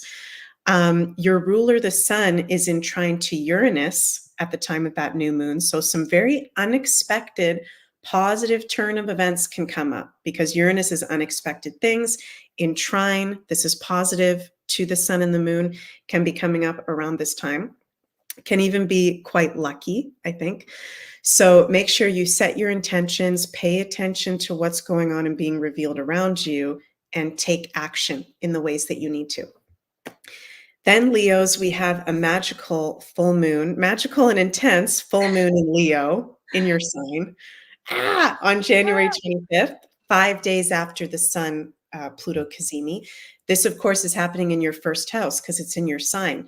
So the first house represents our identity, self, our physical appearance, how we're seen. This is a very big transformation time for you. And I'm just feeling intuitively like you're learning information throughout the month. And then when it comes to the full moon at the end of January, some decisions need to be made. Some things need to be cleansed, I guess, maybe out of your life. Anything that is not in alignment with you is going to be shown big time. So this is a big transformation time for you. And so make the most of it. And I'm hearing Spirit say, what do you really need to fully release and let go of to move forward on your path? And again, to reiterate, Leos, you are the heart, you are light, you are love, you are creativity, you're an inspiration to us all. And your energy is very important at this time. So don't forget that. And don't let anybody poo-poo you for the amount of light and love that you share, because people can get really triggered by Leos, just saying. Your ruler, the sun, is conjunct Pluto at the time of this full moon as well. And Pluto is moving into Aquarius, will be in Aquarius. And this is in your 7th house. So this is letting go and completion having to do with committed relationships. And Pluto can rule, the dark side of life and toxicity. So it's important to be honest with yourself. Leos, is there any of that toxicity or darkness in your committed relationships, in love, in work, in anyone that you're committed to, right? So if so, be honest with yourself and let it go. So I'm also hearing Spirit say, Leos, this is a really good month for journaling, for writing things down, for really taking stock of what's coming up around you, because this is very big transformation for you to move forward on your love and light filled path ahead. Wow. Okay. I'm ready. I saw Jenny says, I'm ready earlier. And she says, wow, this already feels so true. Like Laura says, roar, line roar. And Catherine Days with Jinko says, as a Leo rising, this speaks to me so much. Yes, resonating like a bell. Thank you so much, Meg. Wow, this seems like a very important month for the Leos. Yeah. Let's see what the cards have to say for the general messages for Leos. General guidance. Wow. I think it's the first time I see this card. So it says, the golden age of Gaia. So it's a very positive card. It says cycles of consciousness returning to our golden age. And it's funny that it speaks to cycles of consciousness, because now that we're entering the age of Aquarius, as you said, Meg, earlier, we have to balance out even more the opposing sign of Aquarius, which is Leo. So I'm feeling this is a big confirmation of what you just said earlier, that the Leo energy is so needed right now, especially as we're moving into the age of Aquarius, which can be on the dark side, let's say, an over focus on the mental realm, on the intellect.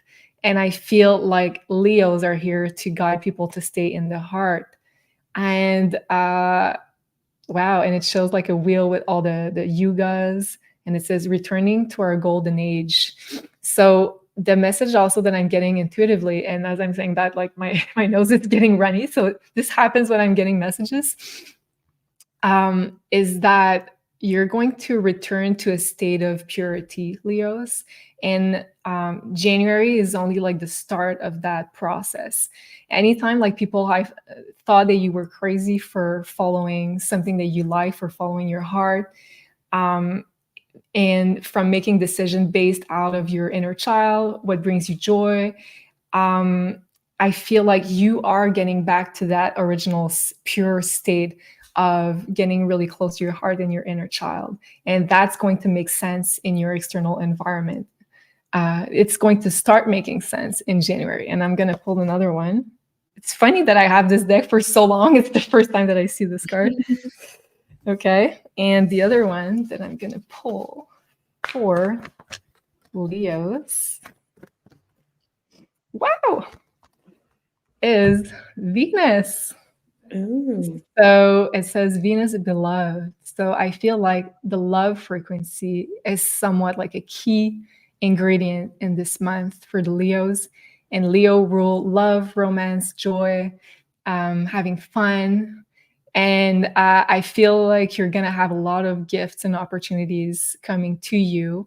Remain in that love and joy frequency, whatever people say, because we know, Leo knows what the way is ahead, and they're going to be guiding a lot of people. So I'm feeling a lot of beautiful energy from the cards for Leos. I hope you guys resonate with that. And thank you so much, Shauna, Mary. Wishing everybody a happy and prosperous 2024, full of love. And yes, we just had the Venus card, so I love that. Thank you, gorgeous Julie and Meg. Wow, thank you so much, Shauna. Really appreciate. And talking about that, I wanted to bring up another comment. Oh, this is the comment I wanted to bring up. Thank you so much. I really appreciate it. And Diane is saying, miss you guys. And yes, missing the course. Yes, I know. I miss you guys so much. We're going to resume the astrology course next week, so next Friday. So if you'd like to join in, it's not too late. We're going to talk about Sagittarius on next Friday. So we still have at least, I believe, 5 classes. So it's not too late if you'd like to join the group. We have an awesome community. Really looking forward to reunite with all of you guys. Jenny, thank you. Meg and Julie, loving the Leo reading. Yay. I'm excited too. Okay, now let's talk about Virgos. And let me shift my charts. Okay, so I will share the first wheel. So this one is going to be for January 11th. This is the new moon in Capricorn. And for Virgos, it's going to activate our 5th house of love, romance, and creativity. So overall, this is a very positive, very hopeful new moon. So a very, let's say, important portal for newness, and especially in the 5th house, which rules your own creations. So what would you like to bring into this world? It can also mean a new start in love, a new start in romance for some Virgos. It could also mean a new hobby, a new passion is coming your way, or a new work project because it's in the sign of Capricorn. So it can also mean you're starting something with passion in your work or in your business. And for Virgos that are thinking about starting a new business, this is a really good portal of energy, just saying, because the 5th house is also your own business, your own projects. It rules your children. And, you know, if you have a business or a project, it's kind of your baby at the same time. So it's a really good portal of energy if you'd like to bring something new into the world, like a business or a professional project. For creative projects, it's a really good portal of energy as well. It's going to bring in some more passion, some more, let's say, vacation type of energy, fun type of energy. And also, it's making a sextile, so a really good aspect to Neptune in your 7th house. So I think it's going to be a very dreamy, loving new moon. Very loving energies from that Neptune sextile. So you're going to feel very loving, very creative. It could be a very positive start to any artistic endeavor around this time. And if you'd like to get better at an art, at a hobby you enjoy, it's a really good time to put action into getting better at it. Mars is going to push you into becoming even better. It's going to inspire you. It's going to activate you even more, energize you. And lastly, I wanted to say there could be some important decisions to be made around your values, what lights you up. It is making a T-square to the nodes, which are in your financial axis, but also your energy axis. So you could be making really important decisions on where do you want to invest your time, your energy, your money, your love, what rings true to you, what makes sense for you, what do you want to create, and how do you want to invest those resources accordingly. And it's a really good time to really think about what lights you up in life, what makes you feel inspired, and to do more of that around this new moon. What regenerates your energy as well. So it's not just only work focused, but also what makes you regenerate that energy, what lights you up, and what allows you to have even more energy to financially thrive, because it's going to impact also your financial axis. And then let's talk about the other lunation, which is the full moon. And I forgot to say also, Mercury is direct, so the ruler of Virgo. So Virgos are going to be feeling a lot better in January. Now let's talk about the full moon, which is happening on January 25th. So this one is going to be a little more tricky because it's falling in the Virgo's 12th house. And the 12th house is about losses, it's about endings, and so is the full moon. The full moon is a completion process, something coming to an end. And this one is very intense in nature because, as we said earlier, it is opposing Pluto and the sun in your 6th house. So this axis is not the easiest. I think there's a silver lining, of course, like usual, but I'm just going to share very honestly with you guys. I think this is going to be a tough, probably roller coaster of emotions, and you'll have to let go of a lot of things, let go of emotions, do a lot of healing about the emotions that come up around this time. 12th house is all about letting go, about letting go of possible negativity surrounding people that don't, let's say, align with what lights you up, which is Leo. It could also be an ending to some work chapter because we have this opposition within the 6th house, which is your day-to-day work, 12th house, which is the ending of. It could also be something coming to an end. But on the silver lining side, we have the T-square to Jupiter in your 9th house. So Jupiter will remain there until May of this year of 2024. So Jupiter in your 9th house, Virgo, is like this protective force over you. So whatever happens, you have like a direct access to your higher self and your guidance. So whenever you need to find answers, you are very protected by your group of guides, your higher self at the same time. So just know that whenever you need help, you only need to ask, and the help will be made available for you. So that Jupiter is coming, bringing some blessings and protection throughout this possible, let's say, challenge that life is going to bring. What did I want to say after that? There are possible big decisions that might come up regarding work, health, and general direction in life because of that axis, which is in your 6th and 12th. And the 9th house is all about seeing things from a higher point of view.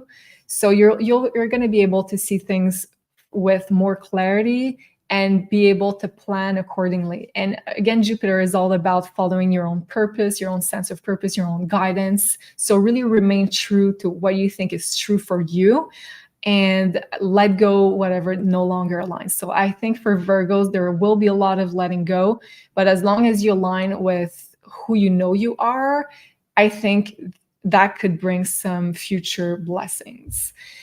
And I wanted also to talk about, there are also possible power struggles at work because of that Pluto entering your 6th house. And since Pluto will be there for the next 20 years, and just by the way, the 6th house is ruled by Virgos. So I think Virgos are probably lucky to have Pluto there for the next 20 years because it's going to do a lot of cleansing in Virgo themes. So usually Virgos are really good with working with the 6th house, which is all about work, health, day-to-day routine, healthy routines. So Pluto will be entering there and changing your day-to-day work and health balance. So any kind of purging of toxicity, whether in your health, whether in your work, in your day-to-day routine, Pluto will help to, let's say, push forward this big cleansing in your life. It's possible also that you will be, let's say, adding responsibilities to your work, having even more power in your own not power, but in your own work realm. So it's possible that you will add up some more roles at work. And again, I think meditation and asking your higher self for guidance at this time will be probably the best thing to do for Virgos. All right. Let me know, Meg, if that resonates, and also maybe we could pull some cards for general guidance for Virgos. Yeah, sounds like a big month for everybody. Yeah. In different ways. Wow. In different ways, yes, exactly. Yeah. Okay, let's see what card we get for the Virgos. 7th house, relationships. Was there something that was activating the 7th house, Julie? The new moon is in the 7th house at January 11th. Wow. So yeah, Virgos, your relationships, look at that beautiful picture. It's like the two hands interlocking, holding hands. And I just keep hearing Spirit say, what are we committed to? And what is in alignment with that commitment, relationship-wise, right? In our values as well. So paying attention to your relationship, there can definitely be, with the new moon in the 7th house, new relationships for Virgos in love, in work, in any committed way being forged. So that is definitely being highlighted with the cards as well. Wow. That's a good confirmation. I love that. Stella's saying chills, Julie. Wow. Yes. So I love that because I feel like there hasn't been a lot of relationship energy lately for Virgos, but now it seems to be all changing. Yeah. Yeah. So, okay. Hope you guys resonate with that, with the Virgos. Let's now talk about Libras. Okay. Yeah. Our lovely Libra, sun, moon, and risings. We'll start with the new moon that's happening in Capricorn on January 11th. This new moon is going to be happening in your 4th house, which is the house of Cancer, the Cancer ruled areas of life. So this is new beginnings and opportunities in your family, your home, also having to do with real estate, property, your healing journey, because Cancer is a very healing sign and frequency, and your emotional well-being. So some of you Libras can be making new important commitments, because it's a new moon in Capricorn, to your family, or deciding to start a family of your own. Some of the Libras with this new moon. Also, your family's legacy is highlighted, because Capricorn can be like the legacy of our family, right? The reputation of our family. So that's highlighted, and how is that going to go moving forward? So if some of you guys have like family businesses, or you're a part of family businesses, there can be very positive developments with that, this new moon, positive new beginnings. And your ruler Venus is in the 3rd house in an exact trine to Chiron in your 7th house. So I feel like your relationships are also going through a very positive healing development at this new moon as well. And this new moon in general, whenever we have Chiron involved in something, brings, in a positive aspect, brings a very healing frequency. So I really like the energy of this new moon for Libras. Pay attention to what's going on with your family and your family's legacy and your emotional well-being as well. And are there any new routines or commitments you need to make for yourself, for your own emotional well-being? And then we've got for the full moon in Leo on January 25th, this is happening in your 11th house, Libras, and this is the house of Aquarius. So there's release, letting go, completion, and illumination having to do with your friends, your group associations, and your dreams and goals, technology, your relationship with technology, the future, and humanitarianism as well. So you can see some completion having to do with maybe some friends, Libra, or group associations, or some of those things I just mentioned. And your ruler Venus, very positive side of this full moon, is your ruler Venus is in a beautiful trine to Jupiter at the time of this full moon. So even though it's a really intense full moon, I think you might be one of the signs feeling it more lightly, if you will, and there can actually be big blessings coming forward regarding your creativity, inner child, children, which are all ruled by Leo, and your personal healing journey, because Venus is in the 4th house and Jupiter is in the 8th house in that beautiful trine. And those are two houses that have a lot to do with healing and our healing journey. So yeah, I like the energy this month for you Libras. Pay attention to your family, your friends, who you surround yourself with, and what are those goals, dreams that you're deciding to commit to at this time. Love that. Let's see what the cards want us to know for the general guidance for Libras. Okay. So yeah, it reminds me, I think it's the lyrics of the Age of Aquarius song, when the moon is in the 7th house. Yeah. Jupiter aligned with Mars. Yeah. Love it, Frederick. Okay. For Libras, guidance for the month of January. What do we need to know for January for Libra? Okay. Okay. And this one. All right.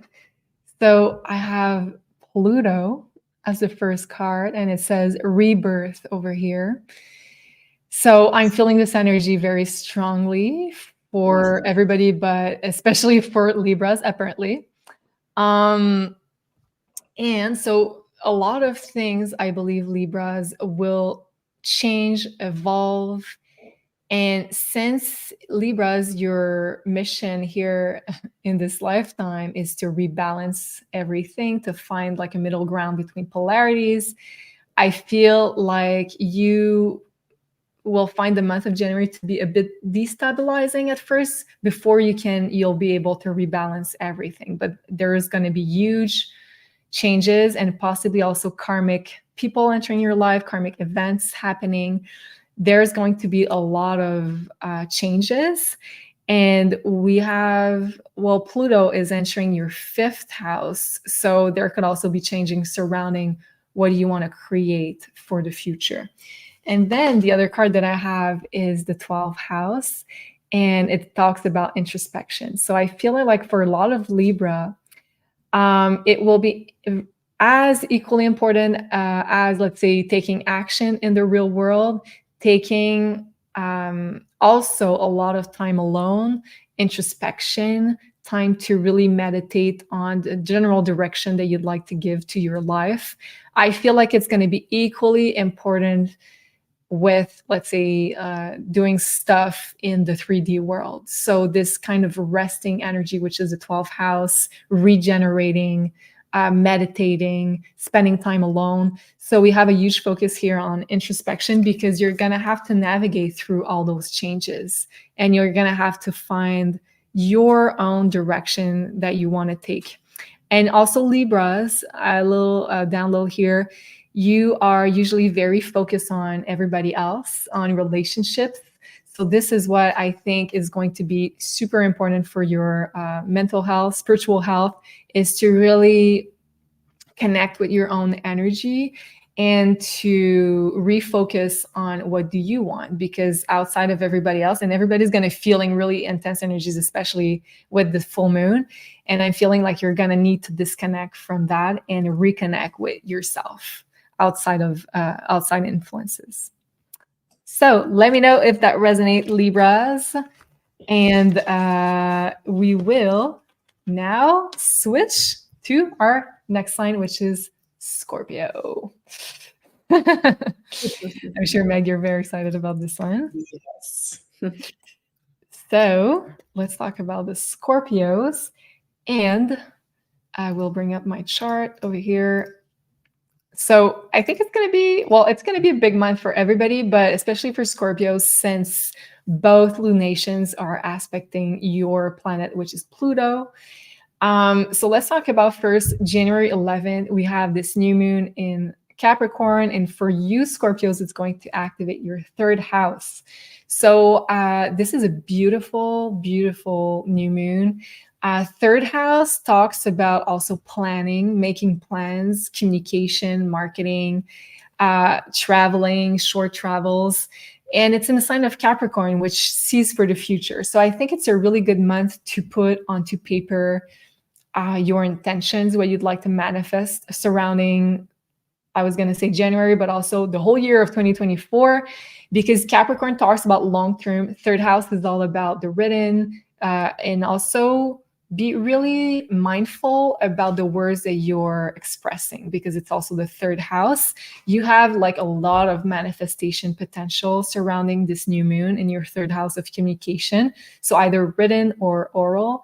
So be really mindful of the words you use, because you have a really good chance to manifest anything that you're saying out loud, and also writing down. So I would use definitely a journal, especially surrounding this new moon. But very positive overall. There could be some new projects, new moving plans, new friendships, and even talking about short travels. Very positive time to make plans overall for Scorpios and to start new projects. Third house is all about also projects. And since it's in the sign of Capricorn, it's projects that could have a really long-term energy to it, long-term potential. There could also be new social media projects for Scorpios, new communication project, new marketing, new business projects, because it's in the sign of Capricorn. So I'm focusing a lot of the work on the work and on your career, which is Capricorn. Also, since this new moon is making really good aspects to both Uranus and Neptune, I believe that anything you start surrounding this new moon could be highly positive surrounding the response for with the public or the clientele. If you work with a clientele or social media or the public, you have the support of the clientele and the public in your seventh house. So if you are working with people, if you have working with clients, anything you start surrounding this new moon will have the support of those clients and fans, even if you are on social media. And also, what did I want to say here? I forgot. I have a brain fart. Anyways, so support of your fans, social media followers, partners is going to be really supportive.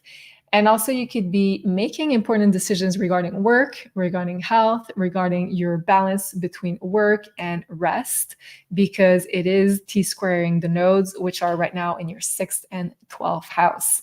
So you could be making important plans and decisions in order to balance even more, like how much you want to work, how much do you want to rest, how much do you want to invest in your spiritual development, how much do you want to work on a day-to-day basis. So those could be themes you want to think over around this new moon. Also, you could be really feeling very creative because it's making a sextile to Neptune in your 5th house of creation. So you could be starting new artistic endeavors, artistic projects. And overall, I think it's going to be a really, really positive new moon and very creative new moon for Scorpios. And then let's move to the next one, which is the full moon in the sign of Leo. And for Scorpios, it's going to fall in your 10th house. So this one is going to be highly felt, especially for Scorpios, because it falls in angular houses. So the sun is transiting your 4th house with Pluto that just recently entered your 4th house of your foundations, your values, your family, your home, your living situation. And the moon is opposing that little bunch of planets here in your 10th house of career, life, mission. So that in itself is very, very, let's say, central. And also we have a T-square to Jupiter that is in your 7th house. So I think Jupiter helps balance this full moon, but you're going to feel the intensity of it, I'm quite sure. So a full moon could be about closure, it could be about ending, it could be about getting the rewards of something we've worked for in the past. So a work project could be coming to a close. You could have some closure in your relationship to your father, to authority figures, to a boss, to a career, to a life mission. So not necessarily something completely over, but you can have either some closure or getting the rewards of the hard work you've put in previously to this full moon. The other thing that I'm feeling very strongly for Scorpios is kind of finding a better balance between your personal life and your professional life. So I feel like this is going to be a core theme moving forward, because that Pluto is entering your fourth house of personal life, of family, of living situation, place of living for the next 20 years. But you're going to feel it even more this year and next year. But this full moon is kind of starting this energy with a bang. So it's asking you to prioritize, first of all, what you believe in, to be able to shine in the way that you want to shine professionally.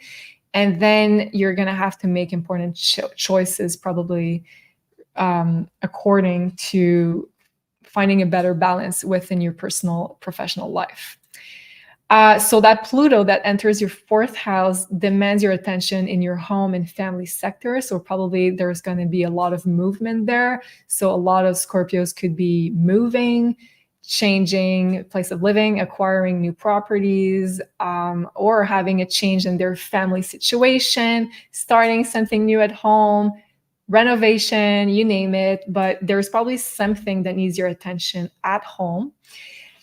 And you're going to be very focused there. So that full moon will highly highlight this axis for you, Scorpios.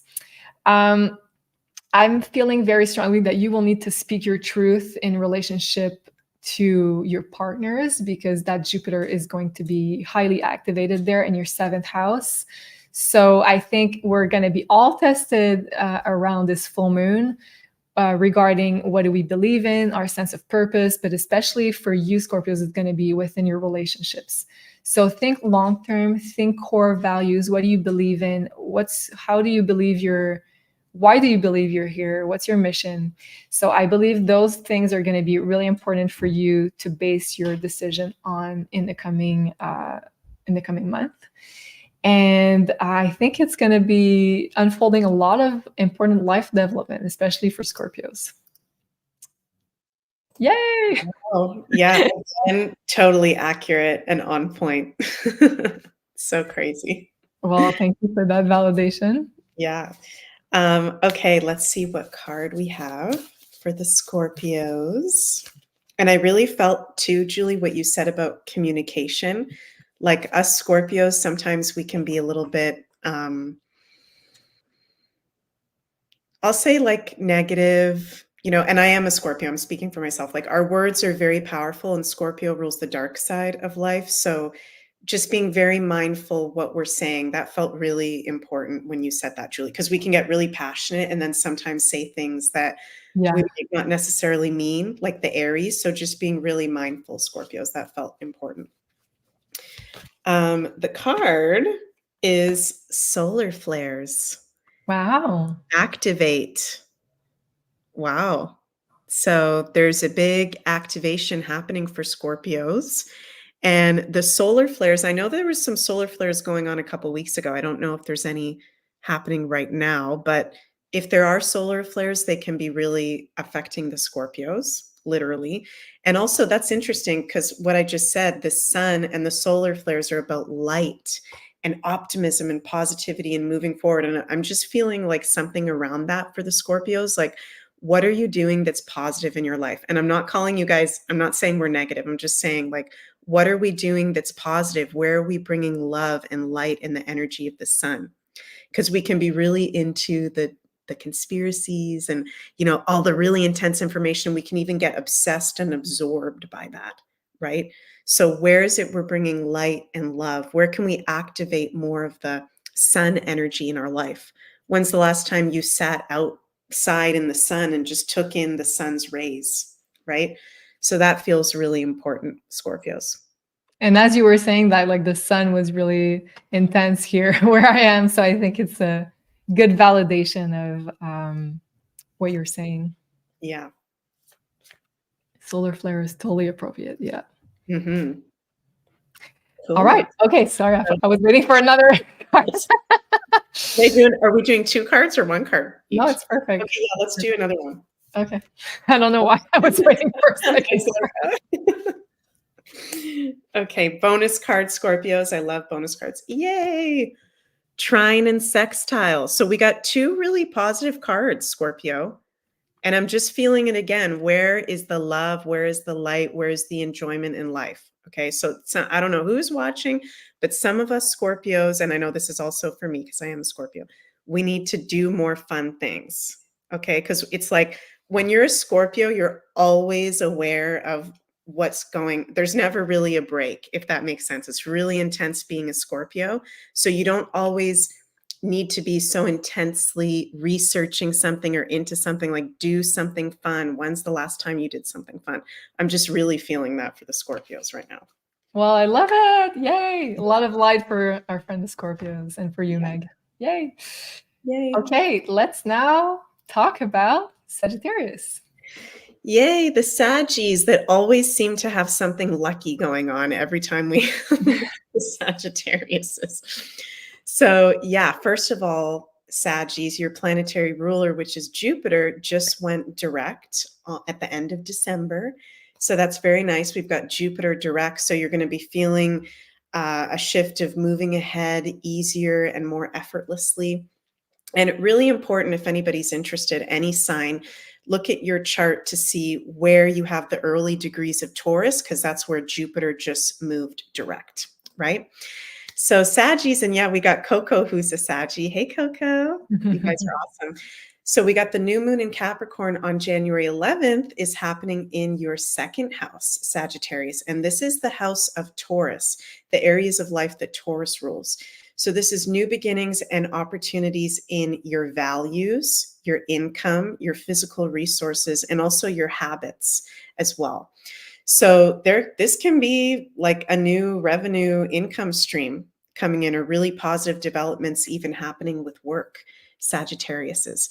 And the dispositor of the new moon, dispositor means the ruler of the new moon, Capricorn, is Saturn. Saturn is in all really good aspects, which is nice because Granddaddy Saturn is a malefic like Pluto. And when he's in adverse aspects, it really shakes things up and it's really intense. So we've got the dispositor Saturn in really, really nice aspects, including a beautiful sextile to your ruler Jupiter. So this is actually a lucky new moon for you Sagittarius. Is pay attention to what is showing up around you and definitely set some new intentions, reflect on what are your long-term goals, and maybe write those down, do a vision board, a crystal grid. Julie suggested that earlier. I love doing crystal grids. Whatever it is that you like to do around a new moon, do it, because this is like very, very positive for the Sagittarians for moving ahead in your values, in your income and work in particular, because Jupiter is in the 6th house, day-to-day work in sextile to Mars, exalted in Capricorn in the 2nd house. So very positive new developments financially and in work and with clients. So loving this new moon for the Saggies. And then the full moon in Leo on January 25th is happening in your 9th house. So this is where I'm saying you guys always have like really positive things going on. The Sagittarians, it always makes me laugh. And this is the house of Sagittarius. So this is your house. And as Julie was saying earlier, I forget what the other sign is that she was talking about earlier, the 9th house of Sag, yes, it's foreign travel and higher learning and our higher consciousness, but it's luck and spiritual protection. So this is going to be a very intense full moon for everyone. But of course, Saggies, you've got it happening in the 9th house. So there's going to be, I think, a very positive new development in your beliefs or a lucky opportunity being presented to you for sure. And full moons are about release, letting go, completion, and illumination. So having to do with your beliefs, teachers, people you look up to, your higher learning pursuits. Yeah, Coco, you guys are the lucky duckies, that's for sure. It's also foreign travel, foreign people, higher consciousness. So those areas are highlighted, and release and letting go and illumination happening with those areas. And your ruler Jupiter is still in a beautiful sextile to Saturn around the new moon and then also around this full moon. So this is like a sacred time of expansion and growth for you Sagittarians with that beautiful Jupiter sextile to Saturn. The structures of your life are changing in a very positive way, positive developments in your reputation, because that can be Saturn. And new opportunities are coming forward career-wise if you work or having to do with your legacy. So as usual, lucky time for the Saggies. Yay! I love that. Okay, let's see what the cards want to add to your beautiful reading. Yeah. Hi, Luke. Luke says, yes, Sag Moon. I'm taking this good luck on the emotional side. Awesome. Yeah, and as my moon is in Sag, so I'm thinking that as on the emotional side as well. Mm-hmm. All right. Okay. So first card here, I'm going to pull another one. All right. So the first one I have for Saggies is Mercury, and it says messages. So I'm feeling like January will be full of synchronicity and messages and downloads for Saggies. And because I'm feeling, I just looked at my chart, and Pluto is entering your third house, and we'll have this Sun Pluto conjunction on January 20th in your third house. So I'm feeling like a lot of information will be revealed during the month of January, and also having my runny nose. So it's a double confirmation for that. So pay attention, Saggies, to all the synchronicities. They're not going to be random. They're going to lead you to understand a lot of things that were previously hidden. And I feel like there's going to be a lot of revelation throughout January. So just try to accumulate the most data that you can, and try to observe a lot of what's going on around you. Because the other card that I pull for you, Saggies, is discernment. And it says, we are learning to discern the truth from the lies. And January for Saggies feels like you're going to input a lot of information and observation, and you're going to learn a lot about your environment and the people that are near you. And it feels like you're not going to necessarily make important decisions in January, but you're going to need this information moving forward. And I can't remember where I heard that, but they said that information is power. So I'm feeling that very strongly for Sagittarius. So just try to observe and input a lot of information and data, and it's going to serve you well in the coming months for your discernment. And we all know that Sagittarius are really good at discerning to start with, but somehow this is the message Spirit wants you to know. So yeah, I wasn't expecting that, but hey, here it is. All right, so hope that resonates with you, Saggies. And then we're going to talk about our next sign, the Capricorns. So let me change my wheel for you, Cappies. And we're going to talk about, firstly, this new moon on January 11th. Okay.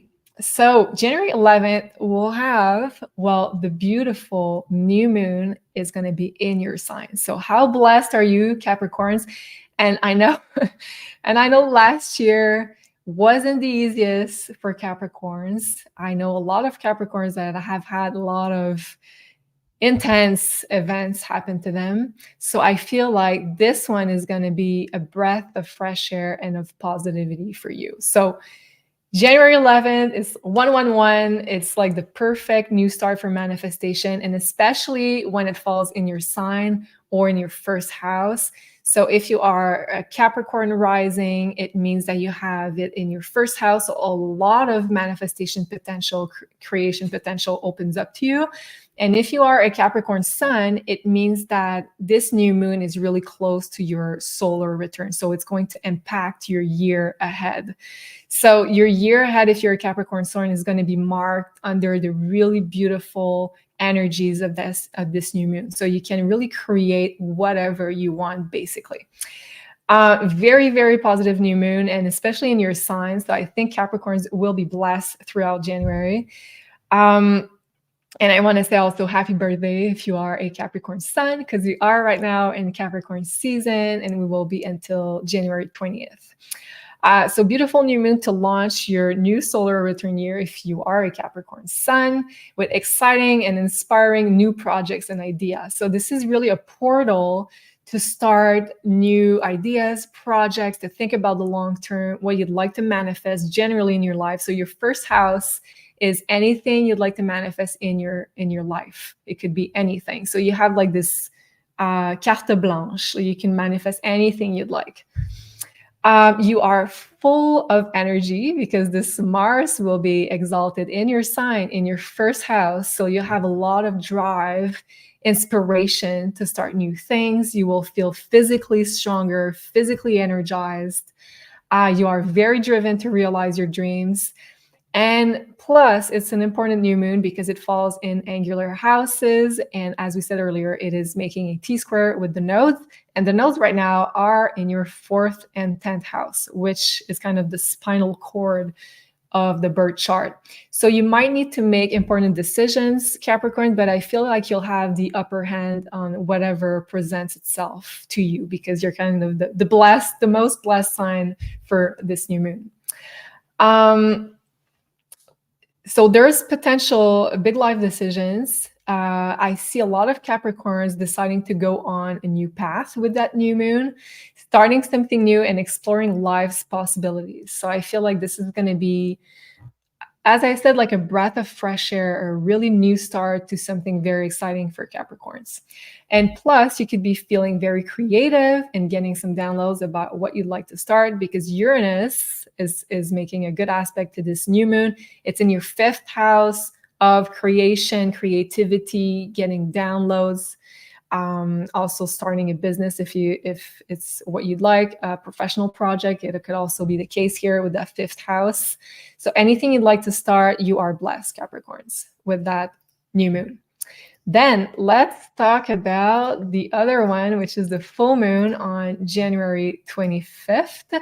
So this full moon will be in your 8th house of the house that's naturally ruled by Scorpio. So this is going to be for everybody a really intense full moon, testing our integrity. It's going to be even more intense for Capricorn since it's going to be happening in your 8th house. So just try to stay on the high vibe of the new moon that we have on January 11th, because once we get there, I think everybody will feel tested, and especially since it's happening in a really emotionally intense house like the 8th house. So a very scorpionic full moon in the house of Scorpio, and it's opposing the planet of Scorpio, which is Pluto. So for Capricorns, I feel like it's going to translate as a lot of revelations coming into your life, transformations, death and rebirth. So I feel like whatever you'd like to start previously on the new moon on January 11th, it's going to ask of you to transform something in order to create some space for that newness around the full moon.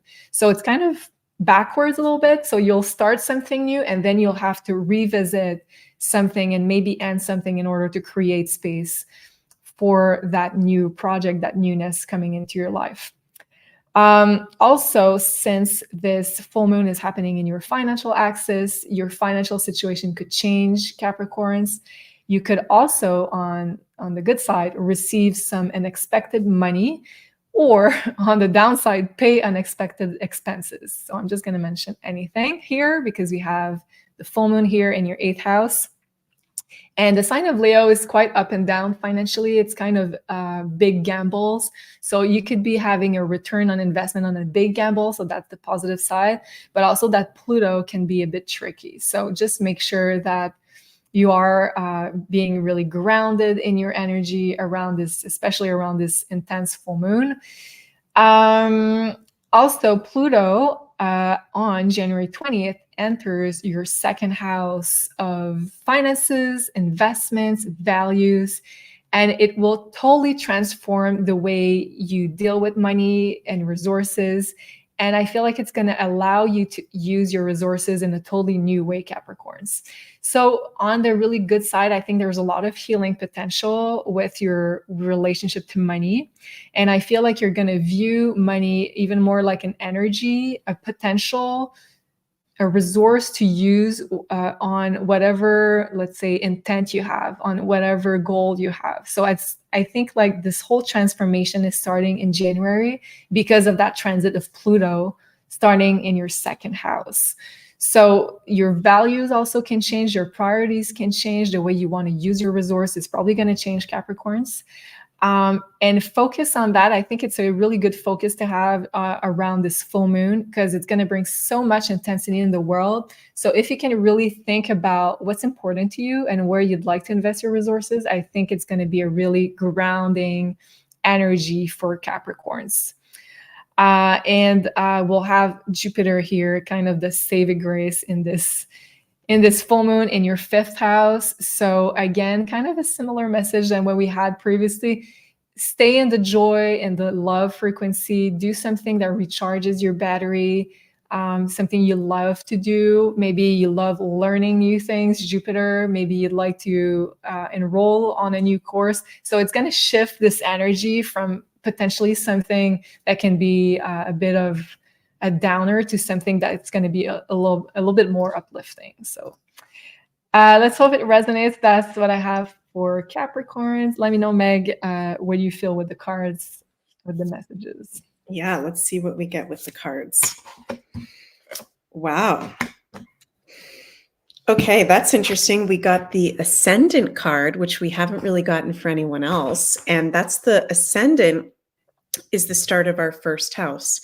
And that's interesting because the new moon in Capricorn is going to be happening in Capricorn's first house. Mm-hmm. So this is really, I'm hearing Spirit say, like, Capricorns, how do you show up and how do you want to show up? What do you want to be remembered for? I feel like Saturn wants me to talk in this very intense Capricornian way. What do you want your legacy to be after you die? I know that's like really intense to say, but you know, is what you're doing right now in your life something that you want your grandchildren, your future children, the world to remember you by? Or is there something that you know you need to step into, that you know you need to start doing, that is part of your legacy to be remembered by? So there's just a message coming through for that. And this is like, I feel really positive energy, really positive horizons coming in after what the heck all you guys have been going through since 2008. Because this is the tension, square, semi-square, quincunx card. So, you know, it's one thing to believe in the astrology. It's another thing for me personally and Julie. We're looking at charts all the time. We're talking to people all the time and hearing their experiences. Like, astrology is totally real. And all the Capricorns, hope you guys don't mind me saying it, have been going through really intense times. Suns, moons, and risings. Some even life-threatening situations, some dark nights of the souls, depending on the degree of their Capricorn placements since 2008 and when exactly Pluto was conjunct those placements or square or opposite. So it's been hellish. I will use that word for the Capricorns. Like, this is no joke at all. Luke is saying 100. Yeah. So know that real growth, I feel, is when we have to go through the dark night of the soul. That's what Saturn and Pluto teaches us. We have to go through the hard lessons. It doesn't just come for free, the growth and having a legacy that's worth something. You guys have gone through that since 2008. And I'm not saying that it's going to be all roses and unicorns and cupcakes from this point forward, because Capricorns have big responsibility in this lifetime. But there's a beautiful new horizon coming forward this month with Pluto entering Aquarius. And I'm hearing like a Breath of fresh air for the Capricorns. So thank God. And I feel like since you guys have been really going through it, I'm going to pull an extra card for the Capricorns just for Oh, you. the word you said, legacy, really resonates, especially with that Pluto entering their second house. Yeah. Really resonates. Yeah. And isn't it interesting that the Capricorns and the Scorpios, two of the most intense signs, both got the solar flares card? Wow. So focus on the positive in life. It's important for the Capricorns and the Scorpios to be on the positive side of things because there's been a lot of intensity that those signs have been going through. So like, when's the last time you danced? When's the last time you sang? When's the last time you did something really silly, went to a comedy show, like just did something fun? It's safe. I'm hearing spirit say Capricorns to have fun again, to be silly again, because it's no joke. And people who don't have Capricorn placements probably don't get how intense this has been for the Capricorns. Like, it's been the most intense things you can possibly go through where you don't feel safe to have fun. Right? So Yep. spirit's saying Capricorns, it is safe. It is time. This is a beautiful new Gregorian year for you, and I'm very happy for you guys. So good job for all that you've been through. Wow, that's such a beautiful message. I almost want to cry for the Capricorn. I know that I've been through it. Yeah, Yeah. Tim is saying, yes, Capricorns have been carrying Pluto for a while. Yes. Good point, Tim. So, yes, I think you're going to feel a huge shift, Capricorn, in January for the whole 2024, because, yes, Pluto is going to go back very briefly at the end of the year into your sign. But other than that, like most of 2024, you're going to be free of this whole destruction energy in your life. So you're going to start building again. And that starts in January. That was such a beautiful message. Thank you so much, Meg, for that. Thank you, Tim. Okay, let's now switch to Aquarius. Aquarians, who you guys are going to start having Pluto in your sign. But I don't want and I'm not just saying this just because I really feel like Pluto in Capricorn is one of the most intense places for Pluto to be. So personally, I don't feel like this is going to be as bad for the Aquarians as what the Capricorns just had to go through. I could be wrong about that. That's just what I feel. But I'm not going to lie. You got Pluto in your sign. So buckle up, Aquarius. Yeah, definitely. But also I feel like with the yugas, also like we're definitely on a onward kind of tendency with the energy, like there's more consciousness throughout the world. So I feel like this is also helping this Pluto transit, which makes it different from the Capricorn dark ages. Like I feel like we're definitely moving up collectively, which is going to help the Aquarians. Yeah, that's so true, Julie. That's such a good point. So yeah, Aquarians, Pluto is entering your sign. So get ready for that, because from now until, what is it, 2044, Julie? Is it 2044 or 2041? I feel like it's 44. What are we talking about? The year that Pluto is gonna. Oh, 2044, sorry. 44, yeah. So Aquarians, the next few years, and we go more in depth into the sign by sign forecast that we did for 2024 for the Aquarians, so I won't get too into it, but the next 3 years are absolutely life-changing for you guys. So you're going to want to look at where exactly you've got Pluto on your chart based on your rising sign. Yeah, Aquarian, Sun, Moon, and Rising, your Pluto is initiating you into your next level of your soul growth with Pluto being in your sign.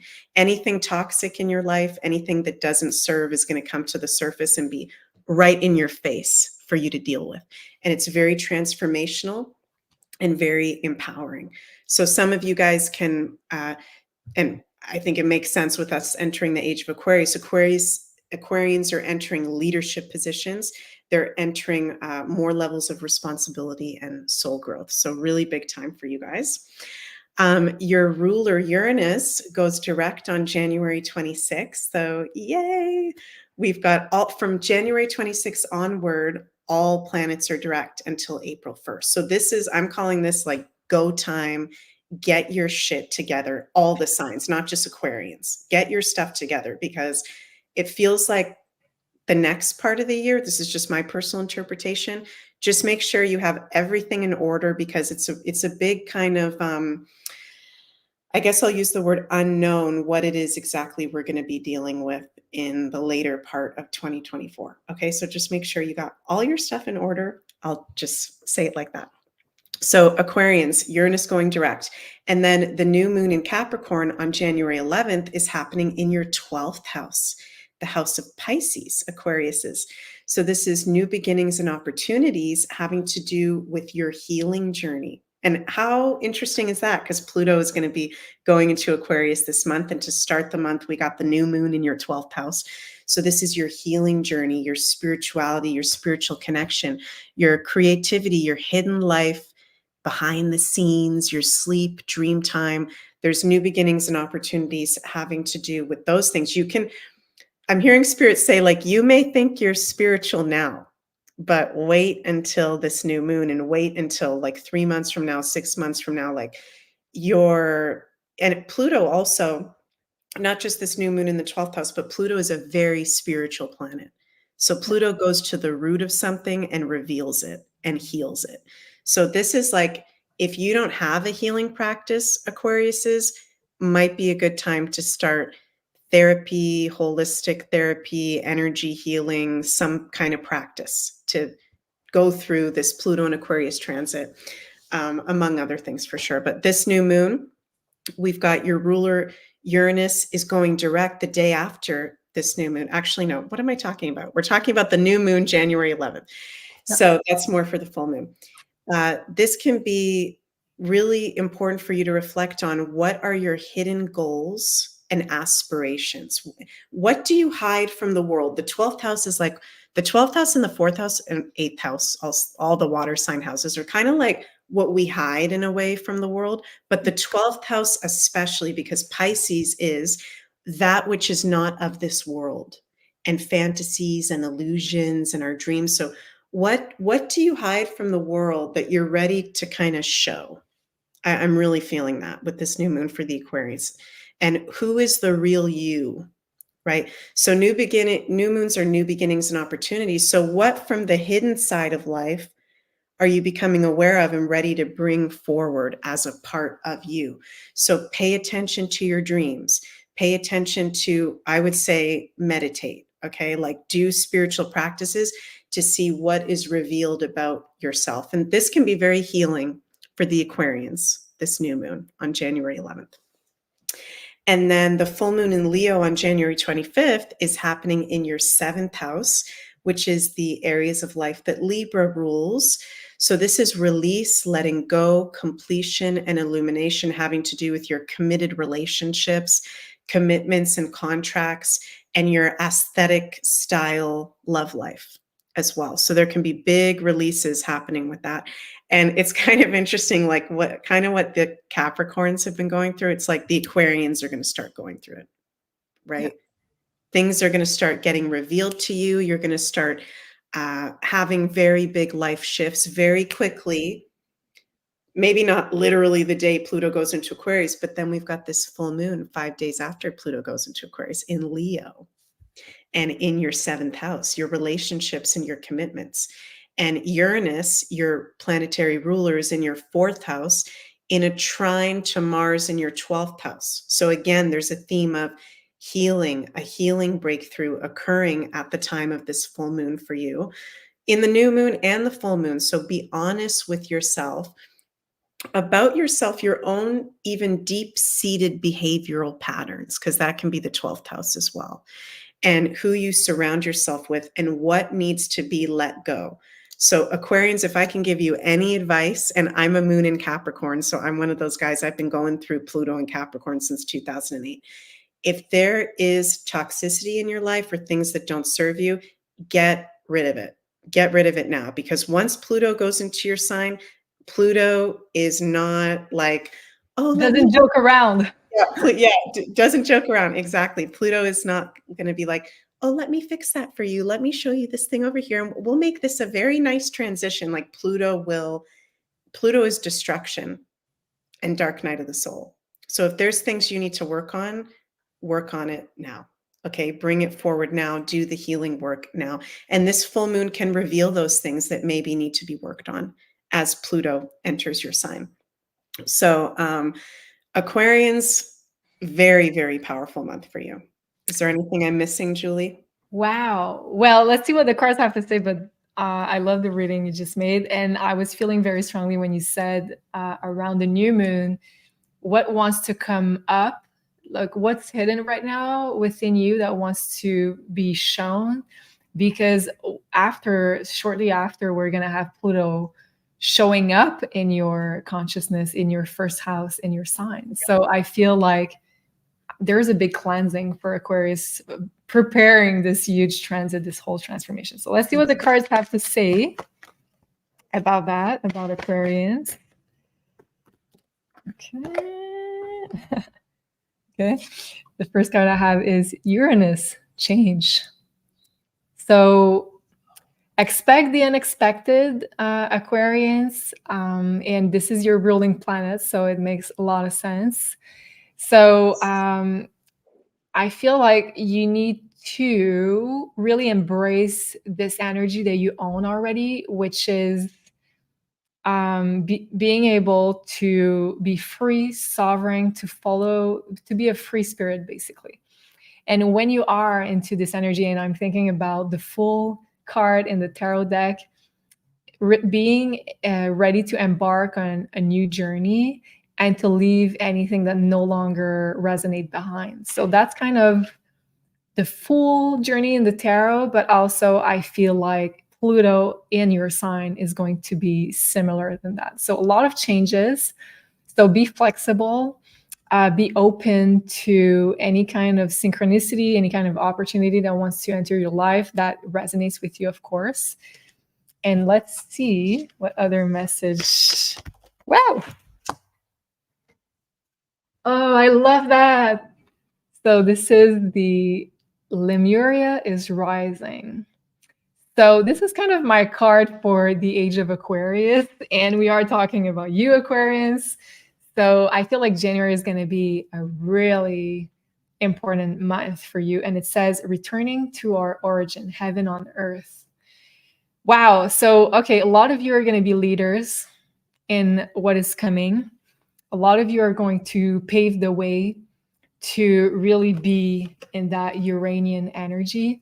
So Uranus, aside from embracing change and being free-spirited and an independent thinker, is also focusing on community, is also focusing on aligning themselves with people that are on a similar vibration, a similar frequency. So I feel that you guys are going to be the leaders of new communities. And that could be a theme that is coming up. If that resonates for you, if you have Aquarius in your chart somewhere and that resonates with you, start building up your community. Start investing even more in people that are like-minded. And I feel like we are slowly building this new world, and you guys are going to be the leaders of that. Wow. Powerful message. Very cool. All right. Yeah, Nina V saying amazing. Yeah, let me know if that resonates if you are Aquarius. And then we're going to talk about our very last sign for today, the Pisces. Let me change my charts, and we will be first talking about, of course, this beautiful new moon for you, Pisces. Okay, let me share that. So January 11th, we have this new moon. And for you, Pisces, it's going to fall in your 11th house of community, of big dreams, of social media. So a very positive new moon and important decision-making portal. Okay, what I'm feeling really strongly for this new moon for Pisces is that it's a really good time to think about long-term planning, long-term goals, long-term dreams.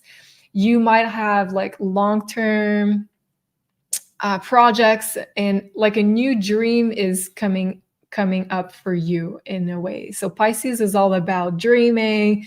Sometimes you guys live in another dimension at the same time. You're here, but you're not really here. You're very dreamy. So it's the time to make this dream a reality and really think about, is realizing this dream, is it going to get me closer to where I want to be 5-10 years from now? Because Capricorn is all about the long term. So it's a really important portal for Pisces. You might have a new goal, a new project, a new dream around this time, but it's good to really start building this new dream into a reality, because you have Mars being exalted in your 11th house in Capricorn, really pushing you to take action on something. It could be a project that you're starting about work, about online stuff, about social media, maybe an event, because 11th house also rules big groups, events. It could be something that's community related. Maybe you're building a new community. It could be a new communication online. And for some, it could also be a new love interest and you're starting to communicate with that person. And I'm saying that because it's going to make a beautiful aspect with Neptune that's in your sign, in your first house. So being very dreamy, being in that love frequency. And I wanted to talk about also the fact that it's T-squaring the nodes, which are right now in your financial axis. So I'm seeing that for a lot of Pisces, there will potentially be some decisions that need to be made around finances. Where do you want to invest your finances? And you'll have to really think in terms of, what are your goals? What are your long-term goals and dreams? Needing to strategize about your finances for the long term according to your plans. Yes. Important decisions could be made around finances. And I'm really feeling the sextile to your planet. I think it's going to be beautiful, very dreamy for creativity, for love, spirituality. So those aspects are really supporting your goals, your plans. So you're going to feel very dreamy, but it's good also to step into, let's say, putting it down on paper or taking an action in the reality that that is related to your dream or your project. And then let's talk about, lastly, this full moon that's going to be in the sign of Leo. Let me share my chart here. So for Pisces, this full moon in Leo is going to fall in your 6th house of work, day-to-day routine, and health. So for everybody, it is a very intense full moon. I feel like we will probably all have a lot of testing being made to us regarding our integrity, our sense of integrity, our purpose. Specifically for Pisces, I feel like it could be a health concern that could come to an end, or something that's being revealed regarding your health. So those are possibilities. Also, there could be some secrets being revealed at work. Something could be coming to an end regarding your day-to-day, your work. It's like you're saying goodbye to a particular way of doing things on a day-to-day basis and opening up potentially for newness after that. So for a lot of Pisces, it could be the completion of a phase at work, a day-to-day routine. And I'm saying that also because as of January 20th, Pluto will enter your 12th house of this dissolution, of letting go. So for some Pisces, it could be the dissolving of relationships, the dissolving of karma, the dissolution of financial karma.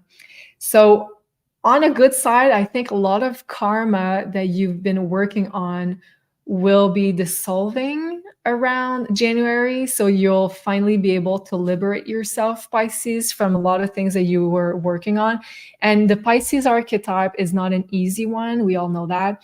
So you guys are dealing with a lot of karma in this lifetime, and your goal is to really access a higher frequency, a higher way of being, to really be connected with source, with your spiritual side.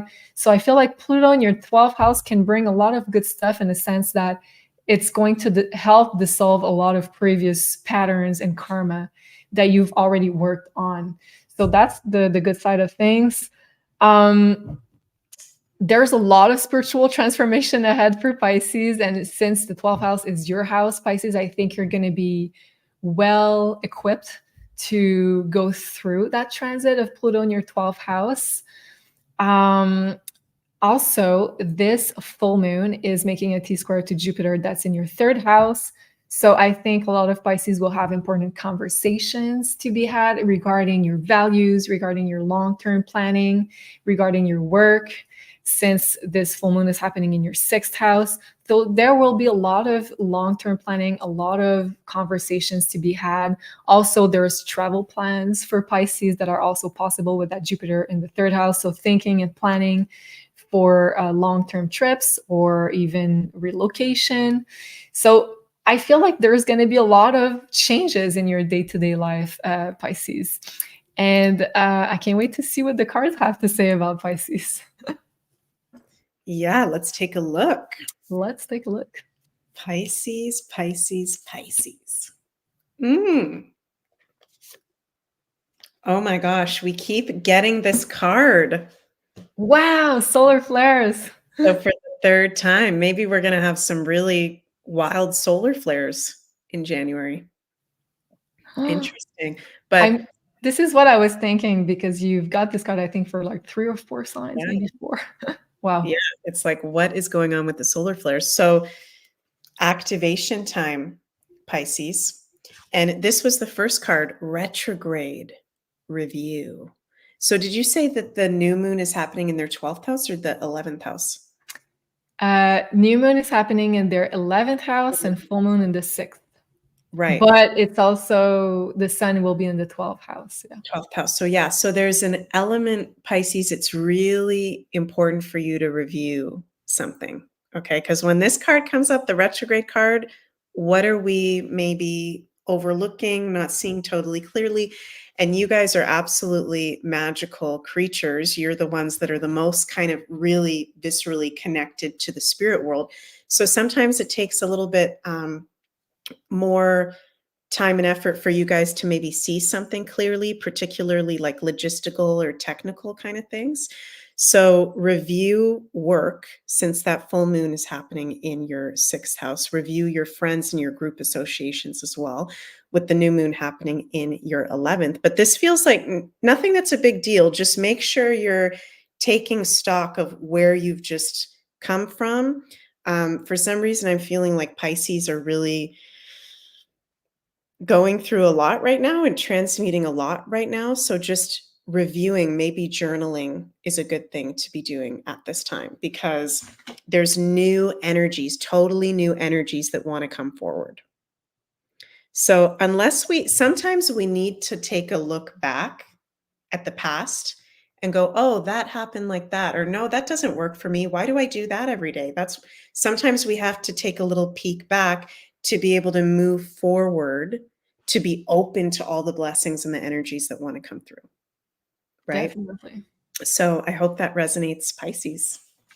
That makes a lot of sense for me. I'm not a Pisces, but that do make a lot of sense. And Eric Gabriel is saying it's a new solar maximum year. So yeah, hang on to your butts. Wow. And like Laura saying, we have been getting solar flares. She means largest solar flares in 6 years was on Christmas Eve. Wow. And she's saying also upgrades for everyone. Yeah. Yay. That's kind of what I'm feeling from that card. So that definitely is the card of the month of January. Solar flares were all being activated and upgraded. Thank you so much, Meg, for all those beautiful readings. Jenny's saying love these readings.